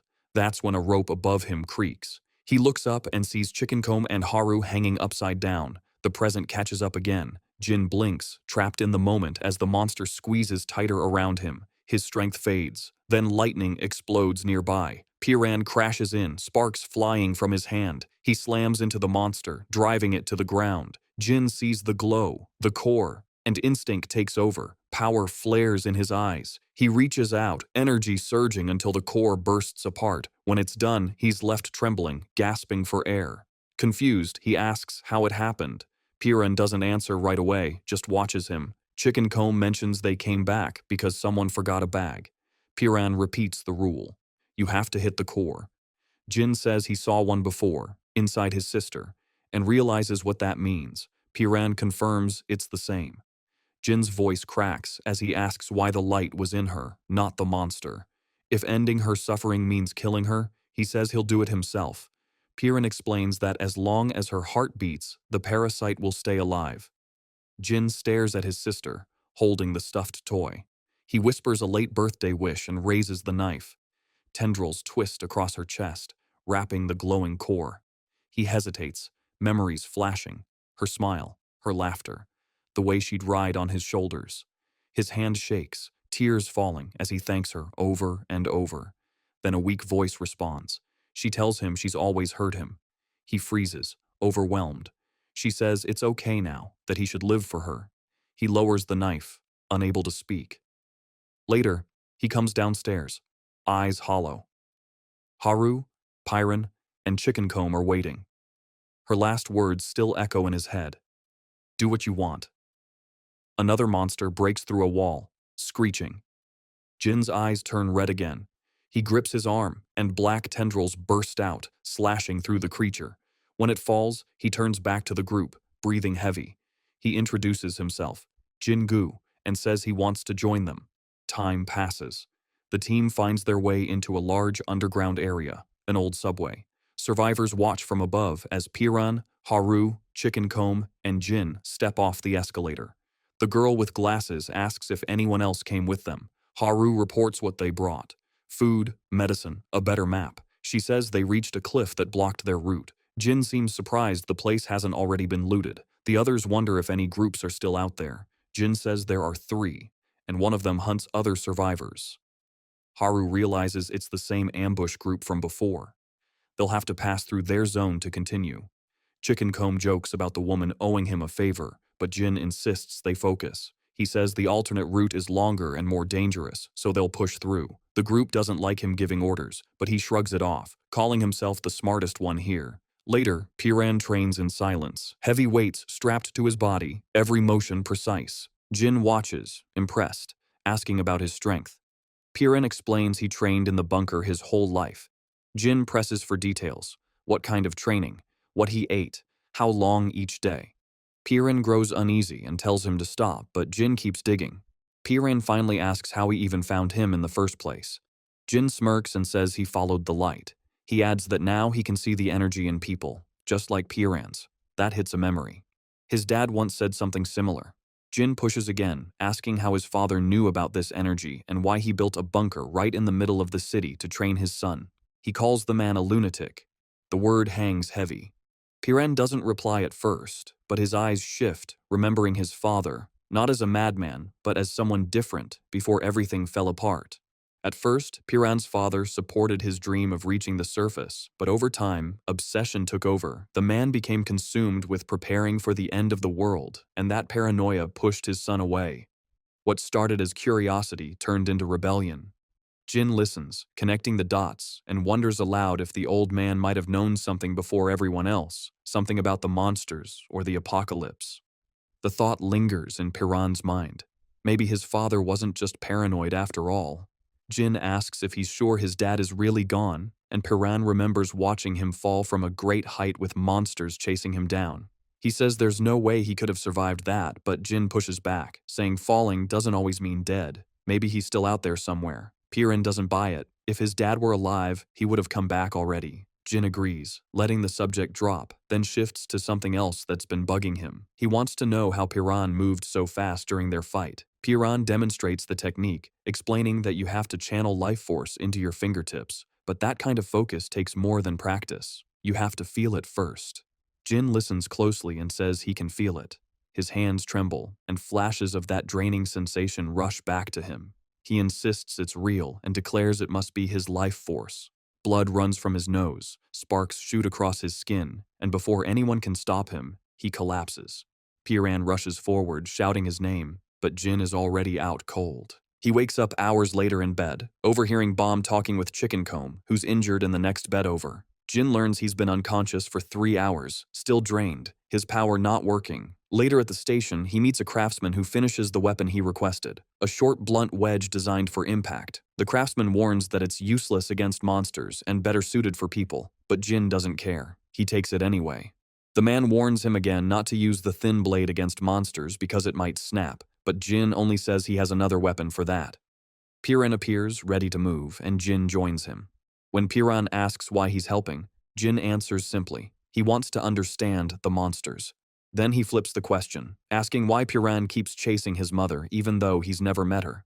Piran's answer is short. Because she's his mom. No more explanation needed. Haru and Chicken Comb show up, calling for everyone to get moving. Jin says they're still missing one, and the girl with glasses steps forward, reluctantly chosen to complete the team. As they head up the escalator, Bomb and another survivor wish them luck. Each person carries a reason to keep going. Piran is searching for family, Haru for purpose, Jin for answers, and Chicken Comb just for the thrill of it. As they walk, shadows flicker in the distance, and a voice echoes through the dark, accusing them not just of losing people, but of abandoning someone to die. The words sting, coming from a woman who once tried to trap them. Before she can explain, a knife flashes, cutting her short. Another blonde woman steps forward, noting that these intruders are different from the usual ones who get caught. She remembers a kid who dodged and a man with a mohawk. Her comrade agrees, and another man gets stabbed mid-sentence, called livestock by their leader. The thieves' leader closes the hideout and growls that if the intruders ever return, she'll eat them herself. Jin outlines their next move. They need to cross the thieves' territory, divided into 3 zones, without being caught. Stealth is key. No fights, no noise. Chicken Comb gets hyped about the challenge, but Piran doubts they'll all make it through undetected. He says he could do it alone, but doesn't trust the group to keep quiet. Jin flashes a confident grin and promises that if they follow his signals, everything will work. He explains the system. A pointed finger means go, a clenched fist means attack, a retreat signal means run, and touching his chin means he's lying. Piran raises an eyebrow at the last one, asking why they'd even need that. But Jin just says it's for emergencies. Chicken Comb laughs it off, saying it's probably nothing. They move out. The ruins stretch before them, and Jin leads with silent precision, guiding the group behind cover whenever thieves pass nearby. The thieves seem distracted, whispering about finding a hidden box. Jin signals for everyone to stay still, but Chicken Comb misreads it and charges in, knocking one thief out cold. The commotion breaks the silence, and Jin clenches his jaw as chaos erupts. Another thief swings a blade, but Piran catches his arm and locks him down. The girl with glasses sighs, explaining that the signal meant sneak past, not attack. Chicken Comb admits he got it wrong. Jin takes it calmly, saying at least they won't have more guards on them, but now they have prisoners to deal with. Haru asks if he's seriously going to kill them. Jin raises his blade, ready to do it, but Piran steps in. He says there's no reason to kill. Jin counters that thieves wouldn't hesitate to kill them, and it's safer this way. Piran doesn't move. He says every time someone dies, it feels wrong, and he's tired of carrying that weight. Jin warns him that if he keeps holding on to that kind of sentiment, he'll never find his mom. Piran doesn't flinch and insists they just leave before the thieves wake up. Haru sides with him, saying it's unnecessary. Jin finally gives in and tells them to move. They go deeper into enemy territory, where the air feels heavier. Suddenly, a guard spots them and yells, demanding to know who they are. The group freezes. Chicken Comb blurts out that they're on a top-secret mission, which only makes things worse. The guard asks who he thinks he is, and Chicken Comb tells him to recognize the mohawk. Somehow, it works. The guard pretends to remember, and Chicken Comb drags him away before it can fall apart. Jin tells everyone that if they get split up, they'll regroup back at base. Piran checks with Haru, who says they're only halfway through Zone 1. They duck into a building with barred windows. Inside, a prisoner behind the bars begs to be freed, insisting he's not with the bad guys. More captives appear, scared and desperate, whispering about being eaten. Jin asks if they mean by monsters, but the prisoner says it's someone else, a woman called the Predator. The name hits hard. Piran freezes, recognizing it.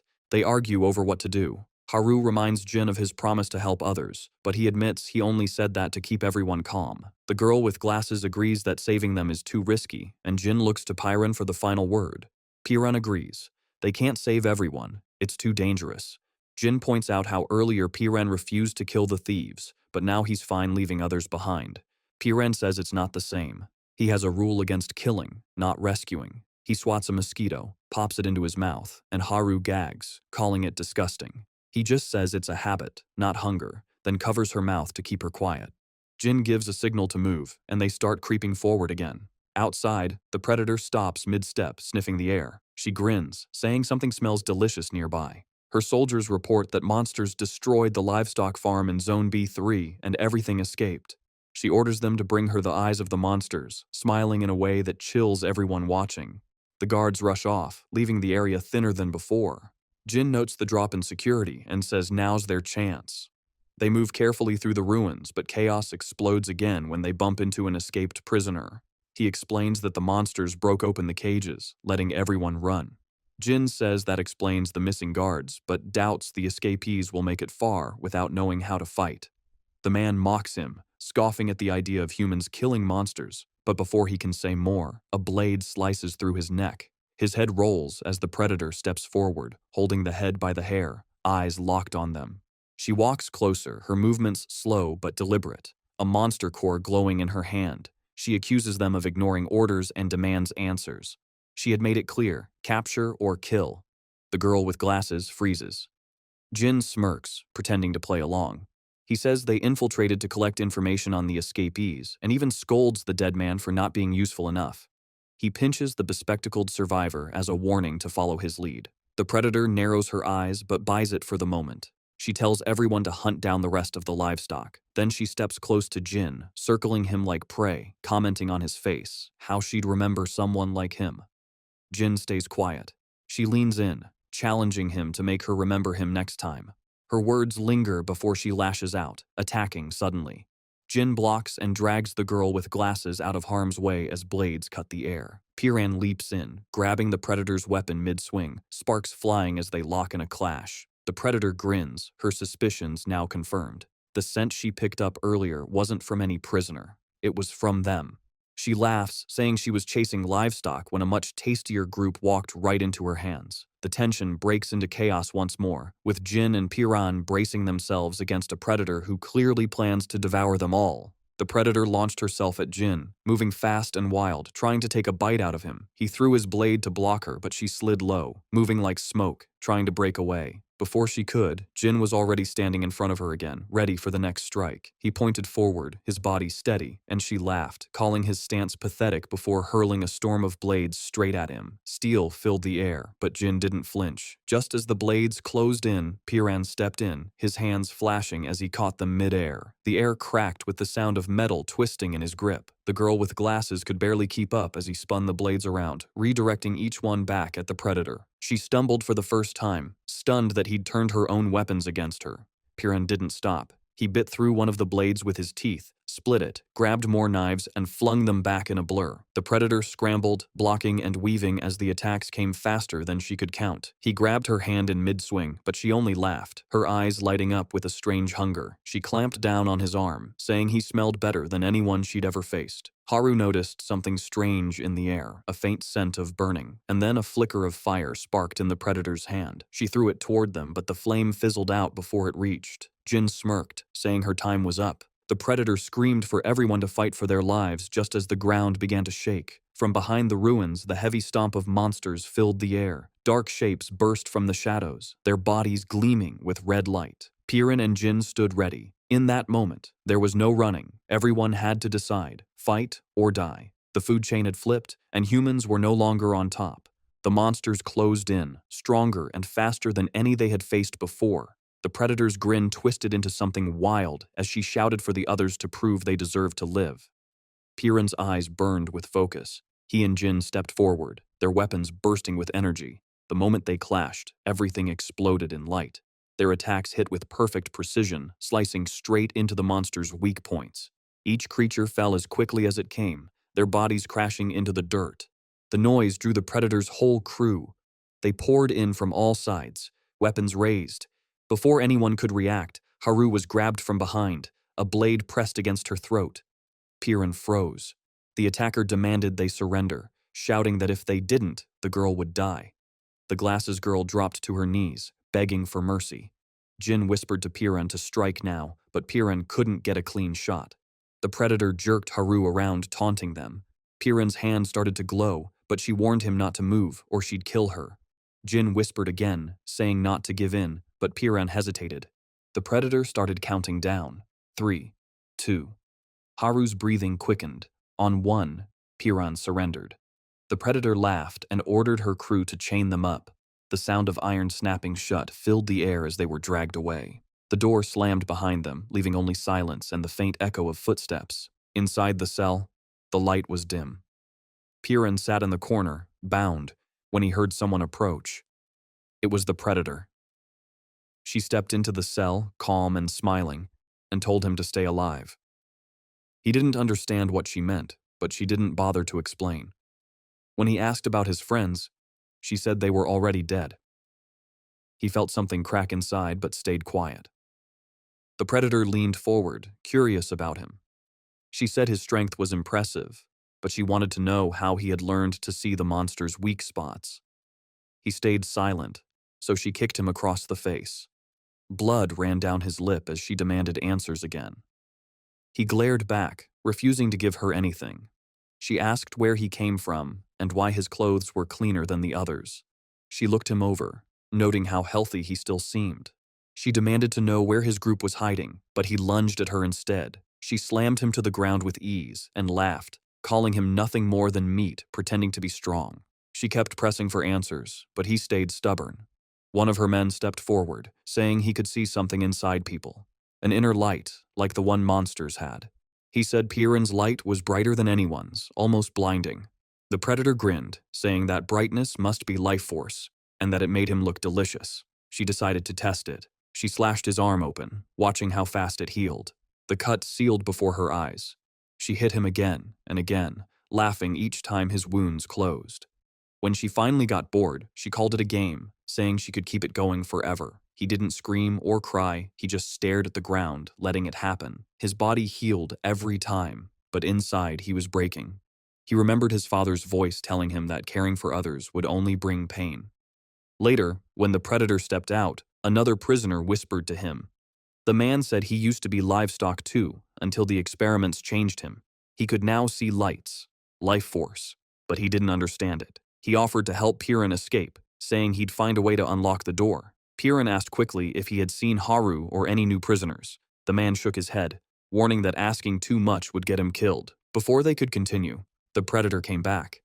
She caught the man instantly. He tried to explain he was only an observer, but she didn't care. She called him useless and had him dragged out, ignoring his screams. Then she turned her eyes back to Piran, grinning as if she'd been waiting for him. She said it was time for another round. She reminded him about his friends, then ordered her men to throw Haru into the cell. The girl was weak, bruised, and shaking. Predator said she hadn't broken even after being deprived of water for days. She grabbed Haru by the hair and slammed her against the wall, demanding to know the base's location. Piran's hand twitched, but she noticed and crushed his fingers one by one. Haru screamed for her to stop, but the predator kept snapping bones until she was satisfied. She said she'd keep going until one of them talked. Piran refused, holding his silence as his hands healed, only for her to break them again. The guards outside whispered, saying their captain was losing control. Inside, the predator mocked Piran's healing and said she wanted to see how far it would go. She picked up a pair of pliers and told Haru she'd start tearing off his nails next. Haru couldn't take it anymore. She shouted that she'd take his place. The predator tilted her head, surprised, then teased her, calling her soft. Haru tried to act like it didn't matter, saying she just wanted it over with. The predator shrugged and moved toward her. Piran snapped. He shouted that he'd cooperate. The predator stopped and smiled. She thought she had won. Just then, footsteps echoed outside. Jin entered the room. The predator smirked, asking where he'd been. Jin said he was ready to talk. He told them he'd give up the base's location. Haru looked shocked, refusing to believe it, but he ignored her. He told Piran to listen carefully, saying he didn't need him anymore. He called Piran a disappointment, claiming he had wasted his strength and failed to live up to his potential.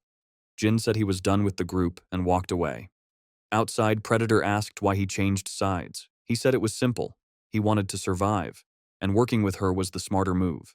The other survivors looked confused but stayed quiet. The girl with glasses admitted she never knew where the map was anyway, that she only followed because everyone else did. Jin said attacking the base now was the best move since it was heavily guarded and time was short. Predator liked his plan. They decided to move at dawn. Chains rattled as they pulled Piran and Haru from their cell. One of the Predator's men asked why she was bringing them along. She just smiled and said she wanted to see the look on their faces when their home fell. The group marched through the ruined streets, climbing a narrow cliff path.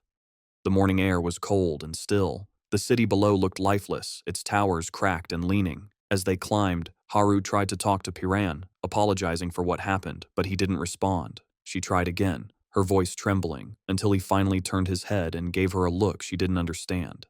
Something in his eyes had changed. He wasn't broken. He was thinking, watching, waiting. Jin walked ahead, glancing back at them once.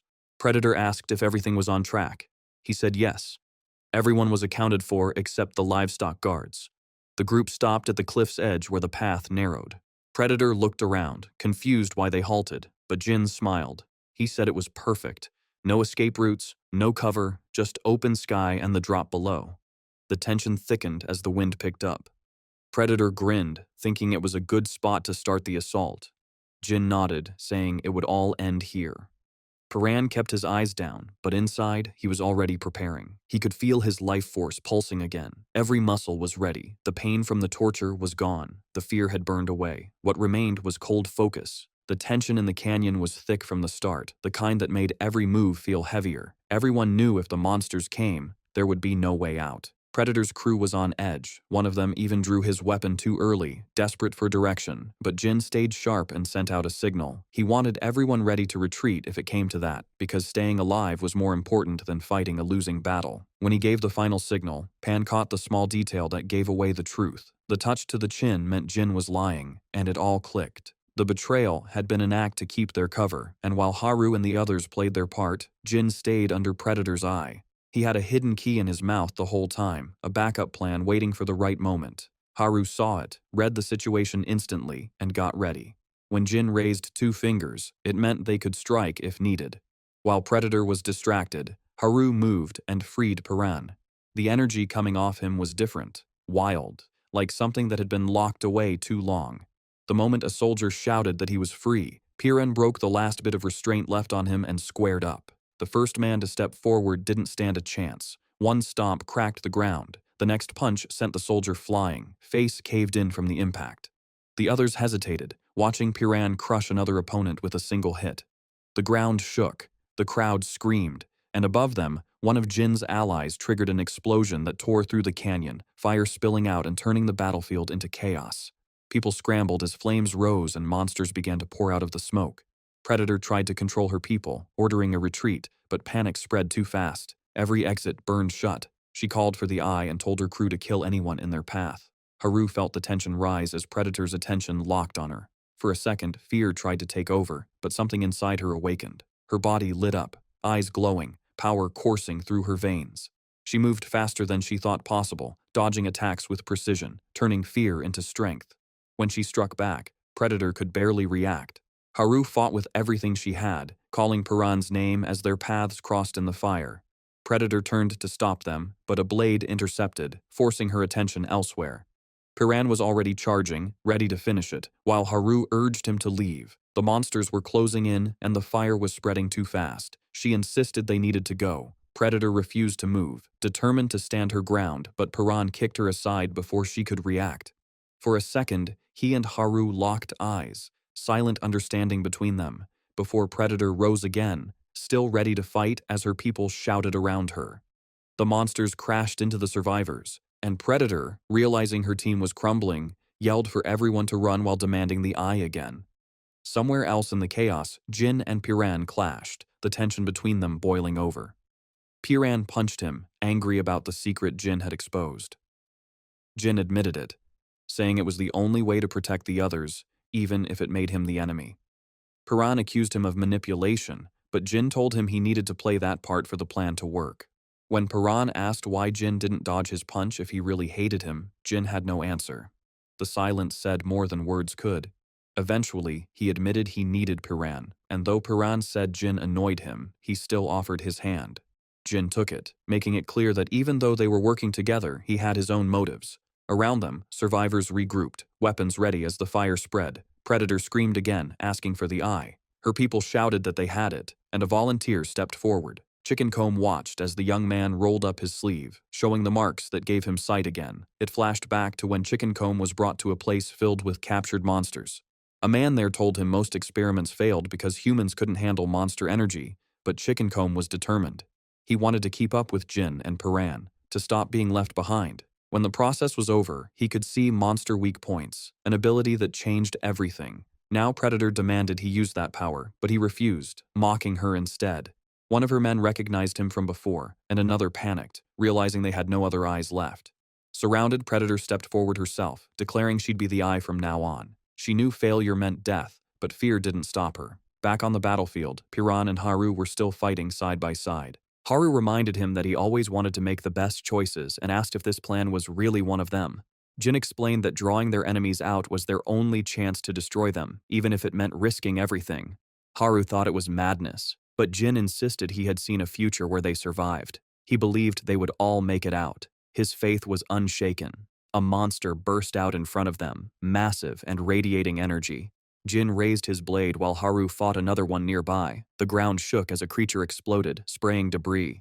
Jin gripped his weapon tighter, ready for the next hit. Haru yelled that they could handle this, and Piran charged forward, his fists sparking with electricity. He smashed through the monsters with raw power, fighting like a storm. Jin dodged another beast's attack, analyzing every movement, trying to strike at their cores. One monster revealed a glowing red center and fired a beam that tore straight through him. He dropped to his knees, stunned, but Haru rushed in and dragged him out of the line of fire. The blast hit the ground behind them, burning a crater where he had stood. She grabbed him, told him to move, and together they dodged the monster's next swing. Jin realized the creature's power felt like Piran's, something that could bend fate itself. He knew he didn't have that kind of strength, but he refused to give up. Piran kept hammering the beast, dodging its regenerating limbs, burning his energy fast. He needed to end it before his body gave out. With every punch, he tore into its defenses until he cracked open the glowing heart. Jin saw the opening and rushed in, stabbing his sword deep into the core.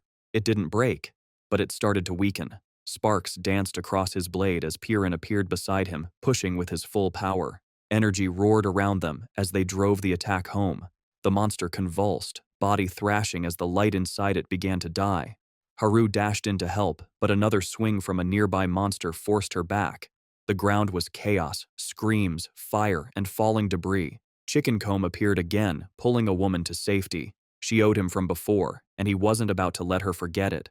She snapped at him, frustrated, but when she saw the monsters closing in, she agreed to follow his lead. The battlefield was collapsing into pure destruction. Predator, watching from a distance, finally saw what she had been searching for. She could see the life energy flowing through everyone, realizing this was Piran's true power. Her eyes glowed as she whispered into her communicator, saying she had waited for this moment. She wanted that power for herself and was desperate to figure out how to use it. After the fight, Piran tried to check on everyone, but Haru pointed out that he looked like he could barely stand. He told her not to worry and kept moving, but Jin could see he was running on fumes. Jin thought back to how much Piran had grown, how easily he handled the monsters now. He started to doubt himself, wondering if he was holding everyone back. The fires burned higher as Haru asked where they were supposed to go, panic in her voice, but Jin stayed calm. He said he knew the way and revealed that he had made a deal with the livestock prisoners earlier to plan an escape route. Piran remembered hearing about a rescue mission and realized Jin was behind it all along. When Jin said this was the best he could do, the group started running. They sprinted across the burning terrain and leapt into the canyon below. Chickencomb and the woman landed nearby. Haru didn't trust them, but there wasn't time to argue. Chickencomb asked for a moment, and the woman begged to join them. Jin agreed, but warned her not to mess anything up. Another girl with glasses joined in, and they all moved together, sliding deeper into the canyon while monsters roared above. One dropped down in front of them, and Jin shouted for everyone to keep running. Fighting now would only trap them. He turned back, ready to hold the line while the rest escaped. More creatures fell from the cliffs, and Piran jumped in beside him, fists glowing, pushing through the swarm. They fought side by side, clearing a path while shouting for the others to keep going. As they ran, Piran thought about his power. It made him strong, but it burned out too quickly. He figured out he could charge his energy longer for stronger attacks, but it drained him faster too. He was learning to balance it, pushing his limits. He demanded to know the way to the base, and Jin pointed ahead, the girl confirming the route. Then the ground started to crack. The canyon rumbled, and the floor gave way. Everyone fell. Rocks collapsed, cutting off their escape. Jin realized one wrong step would have killed them all. Haru hurt her leg and struggled to move, so Piran lifted her and ran. A survivor tried to climb out but slipped and fell into the pit. Chickencomb and the woman were terrified, thinking they wouldn't make it without Piran, but he kept his promise to protect her. Then a monster's claw ripped into her side. Jin called out to them as another creature attacked. Chickencomb blocked the hit but was thrown to the ground. Haru's leg gave out again, and Piran carried her, jumping across the canyon while monsters lunged at them. He shielded her as they landed, still running through the chaos. He hit another monster with a charged punch, blasting it apart. The noise, fire, and screams all blurred together as they pushed forward. Jin fought his way through the horde, his blade cutting through limbs. Chickencomb managed to kill one of the beasts but looked down to find the woman gone, her body already lost to the flames. For a second, he stopped, realizing even enemies could become comrades in moments like this. He turned to Jin, bloodied but defiant, telling him not to fight alone, because in this war, that was the fastest way to die. Monsters flood the canyon, crashing down like an endless tide. Piran stands his ground, fists clenched, eyes burning with focus. The first creature lunges, and he smashes through it with sheer force, punching again and again until the glowing core inside bursts apart. The fight takes its toll. Claws tear into his side, and a hard hit knocks his head back, blood mixing with dust. Haru shouts for him to run, to save himself, but he refuses to move. He steps forward instead, promising he's not losing her now. The pain only fuels him. Haru trembles, guilt flooding her mind. Every bruise on his body feels like her fault. She blames herself for everything, the torture, the chaos, his suffering. But even with his blood spilling, Piran keeps fighting, remembering how meeting her changed him. She thinks she ruined his life, but he believes the opposite. He tells her maybe if they never met, things would be different, but he wouldn't take it back. Every person he met, Eugene, Chickencomb, Haru, Bomb, they made him stronger. They taught him trust. Then a monster grabs him and fire bursts around them. Haru screams, demanding to know why he risks everything for her. Gritting his teeth, he shouts, "It's because he cares." The words freeze her.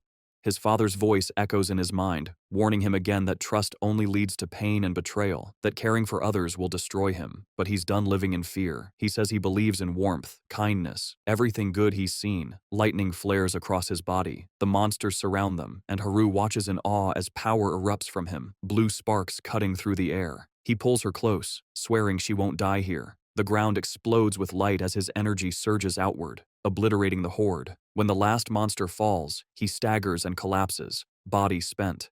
Haru runs to him, shaking him, crying his name. A shadow looms over them, a massive creature stepping through smoke. Piran tries to stand but can't. He admits he's out of energy and falls again. As the beast approaches, his mind drifts back. He's a kid again, sitting in the bunker while his father warns him never to go to the surface. His father said his heart would lead him to others, and that would bring nothing but pain. He said if Piran ever wanted to follow his dreams, he'd need to become stronger. Stronger than anyone, stronger even than him. In the present, the monster's steps grow louder. His father's words repeat.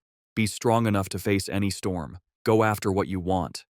Piran rises slowly, lightning sparking at his fingertips. He slams his hand into the ground, sending blue energy roaring outward. The blast shakes the earth.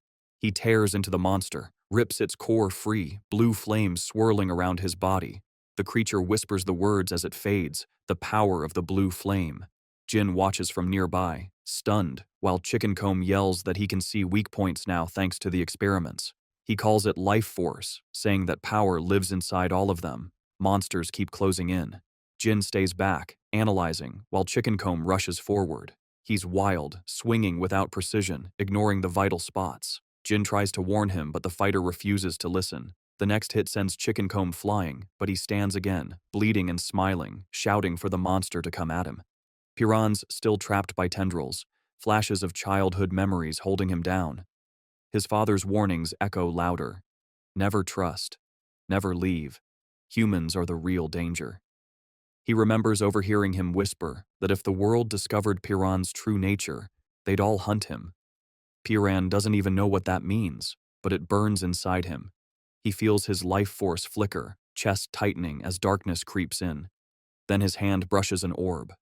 Power erupts, shadow spreading through the canyon. A monstrous aura bursts out, and Haru calls his name as he clings to the energy. His eyes snap open, blue light blazing. Haru moves toward him, but an enemy charges. The attack stops mid-air, blocked by a glowing barrier. The girl with glasses steps in, relief washing over her face. Jin tells her they can't fight like Piran can. They need to move. Chickencomb covers their retreat, yelling that it's his job as a teammate. Jin hesitates, confused why he'd risk his life so easily, but runs anyway. A monster lunges for Chickencomb, and Jin spins back, blade flashing to intercept. He blocks, parries, counterattacks. He could escape right now, but Piran's defiance flashes in his mind, how he never runs. Jin's thoughts spiral back to the day he lost everything, his family torn apart by monsters. He had given up once, but now, staring at the chaos, he realizes he doesn't want to live that way anymore. He wants strength, not for glory, but to survive on his own terms. His sister's voice echoes, reminding him of the promise to wipe out every last monster. Jin roars, pushing forward, channeling energy through his fingertips the way Piran taught him. He unleashes a surge of light, blasting a monster in half. Sparks burst from his hands and he keeps going, cutting through enemies, blood and flame mixing in the air. When the dust settles, only silence remains. The girl with glasses drags Piran over, finding Chickencomb and Jin barely standing. Haru joins them, asking what happened. Chickencomb says Jin saved him, but falls quiet when she asks about the missing woman. Haru tells them they need to keep moving, but the bespectacled girl warns someone's waiting ahead. Heavy footsteps echo. Predator steps out from the smoke. Her eyes are cold, voice sharp as she calls them traitors and mocks their losses. The girl with glasses fires back, but Predator's faster, slicing through the air. Chickencomb blocks the hit, but takes a knife through the arm.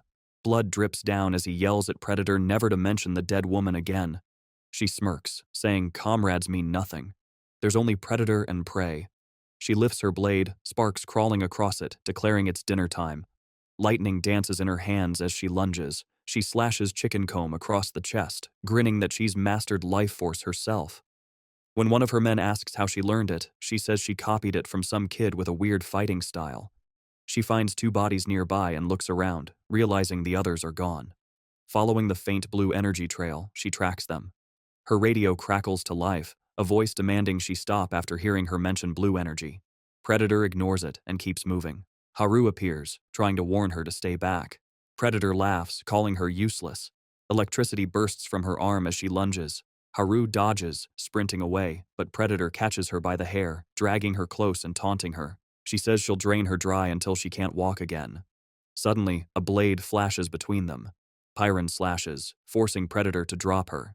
He's battered, arm trembling, but ready to fight. Predator smirks, tossing Haru aside, saying this is what she wanted. They charge at each other. Sparks and flame explode as their blows clash. Predator moves fast, attacking with a frenzy, shouting that she's finally found someone who can keep up. She offers a sick deal. If he loses, she won't kill the others. Just him, promising to eat him and use his body for her experiments.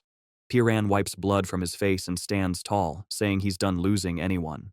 Haru watches, heart pounding as blue flames flicker across his hand. Predator laughs, calling it interesting. They rush again, blades meeting in the storm of lightning. Then Predator darts low, faster than before, slicing clean through his arm. Piran collapses, blood spraying as his severed limb hits the ground. Haru screams his name. Predator towers over him, calling him pathetic, mocking his earlier resolve. She sneers that he wanted to live, but now he just looks empty. Haru's hands shake, but she lunges anyway, shouting in rage. Predator sidesteps easily, knocking her down, calling her weak and untrained. Haru hits the dirt, gasping, but refuses to stop. She glares up at the hunter, trembling but unbroken. Predator raises her weapon, smiling cruelly. Then Chickencomb stumbles nearby, spotting something strange. There's a buzzing sound. An insect lands on Piran's head. It crawls toward his severed arm. His fingers twitch. The buzzing grows louder, filling the canyon. Predator swats at the air, annoyed. The insect hovers near her face, circling. Piran's hand stirs again, faint blue sparks crawling along the broken edge. The air feels different. Something's changing. Haru watches as his body starts to glow faintly, blue light pulsing from his chest. The buzzing turns into a roar of energy, and the ground begins to shake. The memory hits first. Pan as a kid swats at a bug while his father watches, asking what he is doing. The boy says he won't do it again, explaining the bug was in his way. That faint scene fades into chaos. Back in the present, Predator grows tired of the fight and warns Haru that she will end up like Pan. Haru freezes as Pan starts to rise. Energy bursts out of him, blood red and wild. His severed arm grows back, twisted and clawed, the air filled with a harsh buzzing. That new arm lashes out, knocking Predator down. Red power sparks through his whole body as the transformation overtakes him. The buzzing triggers an old memory, reminding him how it always called him to eat. Now he's not even human. He's a towering creature, covered in red growths, face twisted beyond recognition. A massive beast charges at him. Pan charges back and smashes through it. When it explodes into an orb, he bites down and absorbs its energy. Jean sees this and panics, calling him one of the monsters before firing.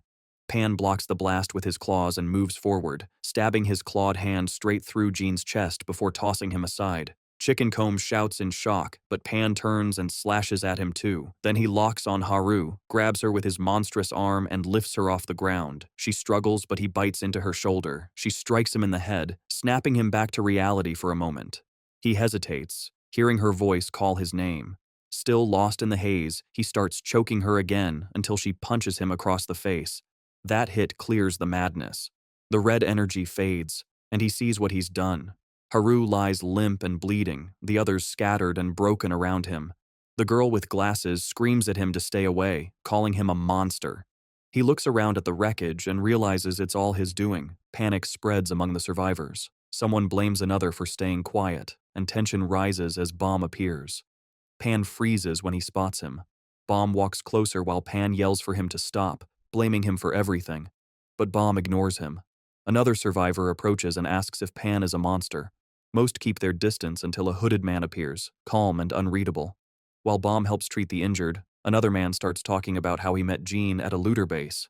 He says they made a deal. He'd save Jean if Jean helped him free friends who were being used as livestock.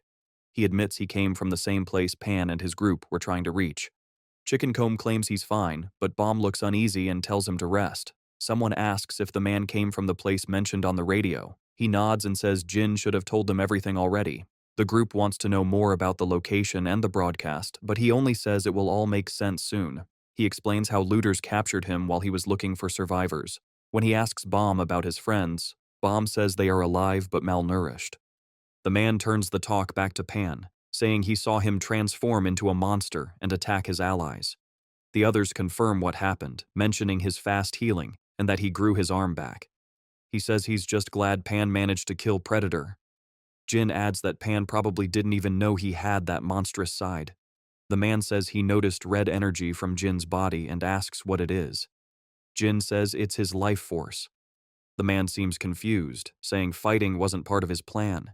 He and his group were supposed to avoid attention.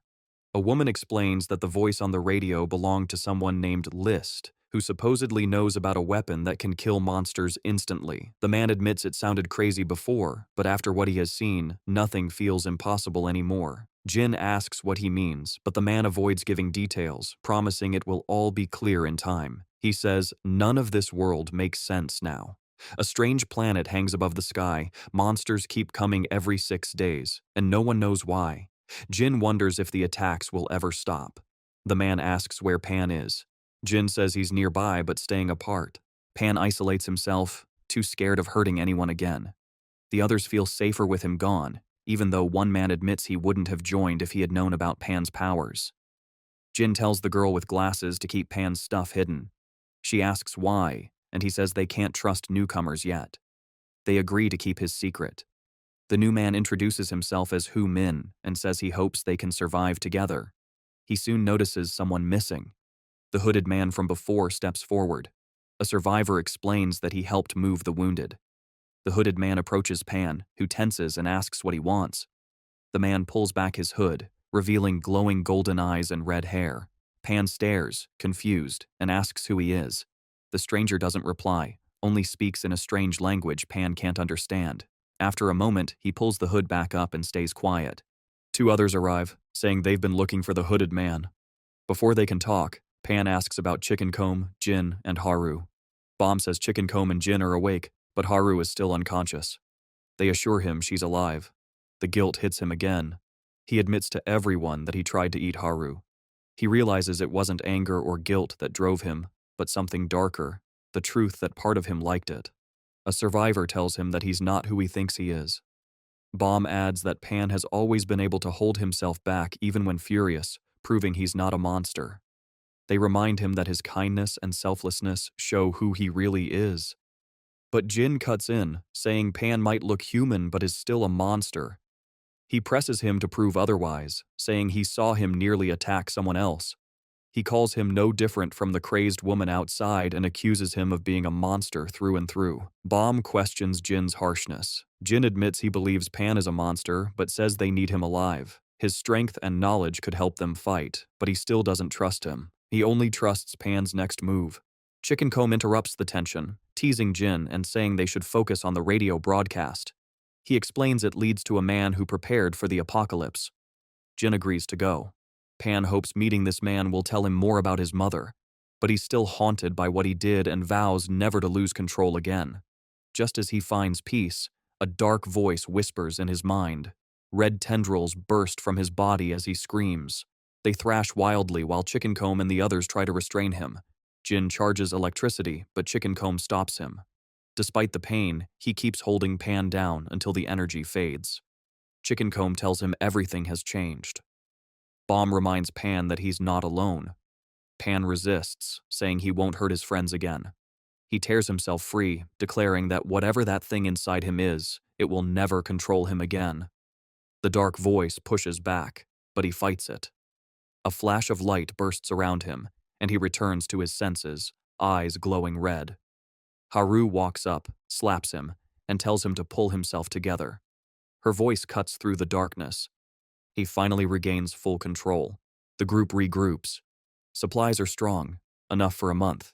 Chicken Comb checks the stock while the girl with glasses keeps an eye on Haru. Baum worries that Haru might not recover fully, but everyone is just thankful she's alive. Someone suggests heading back to base. It has been over a month since they left.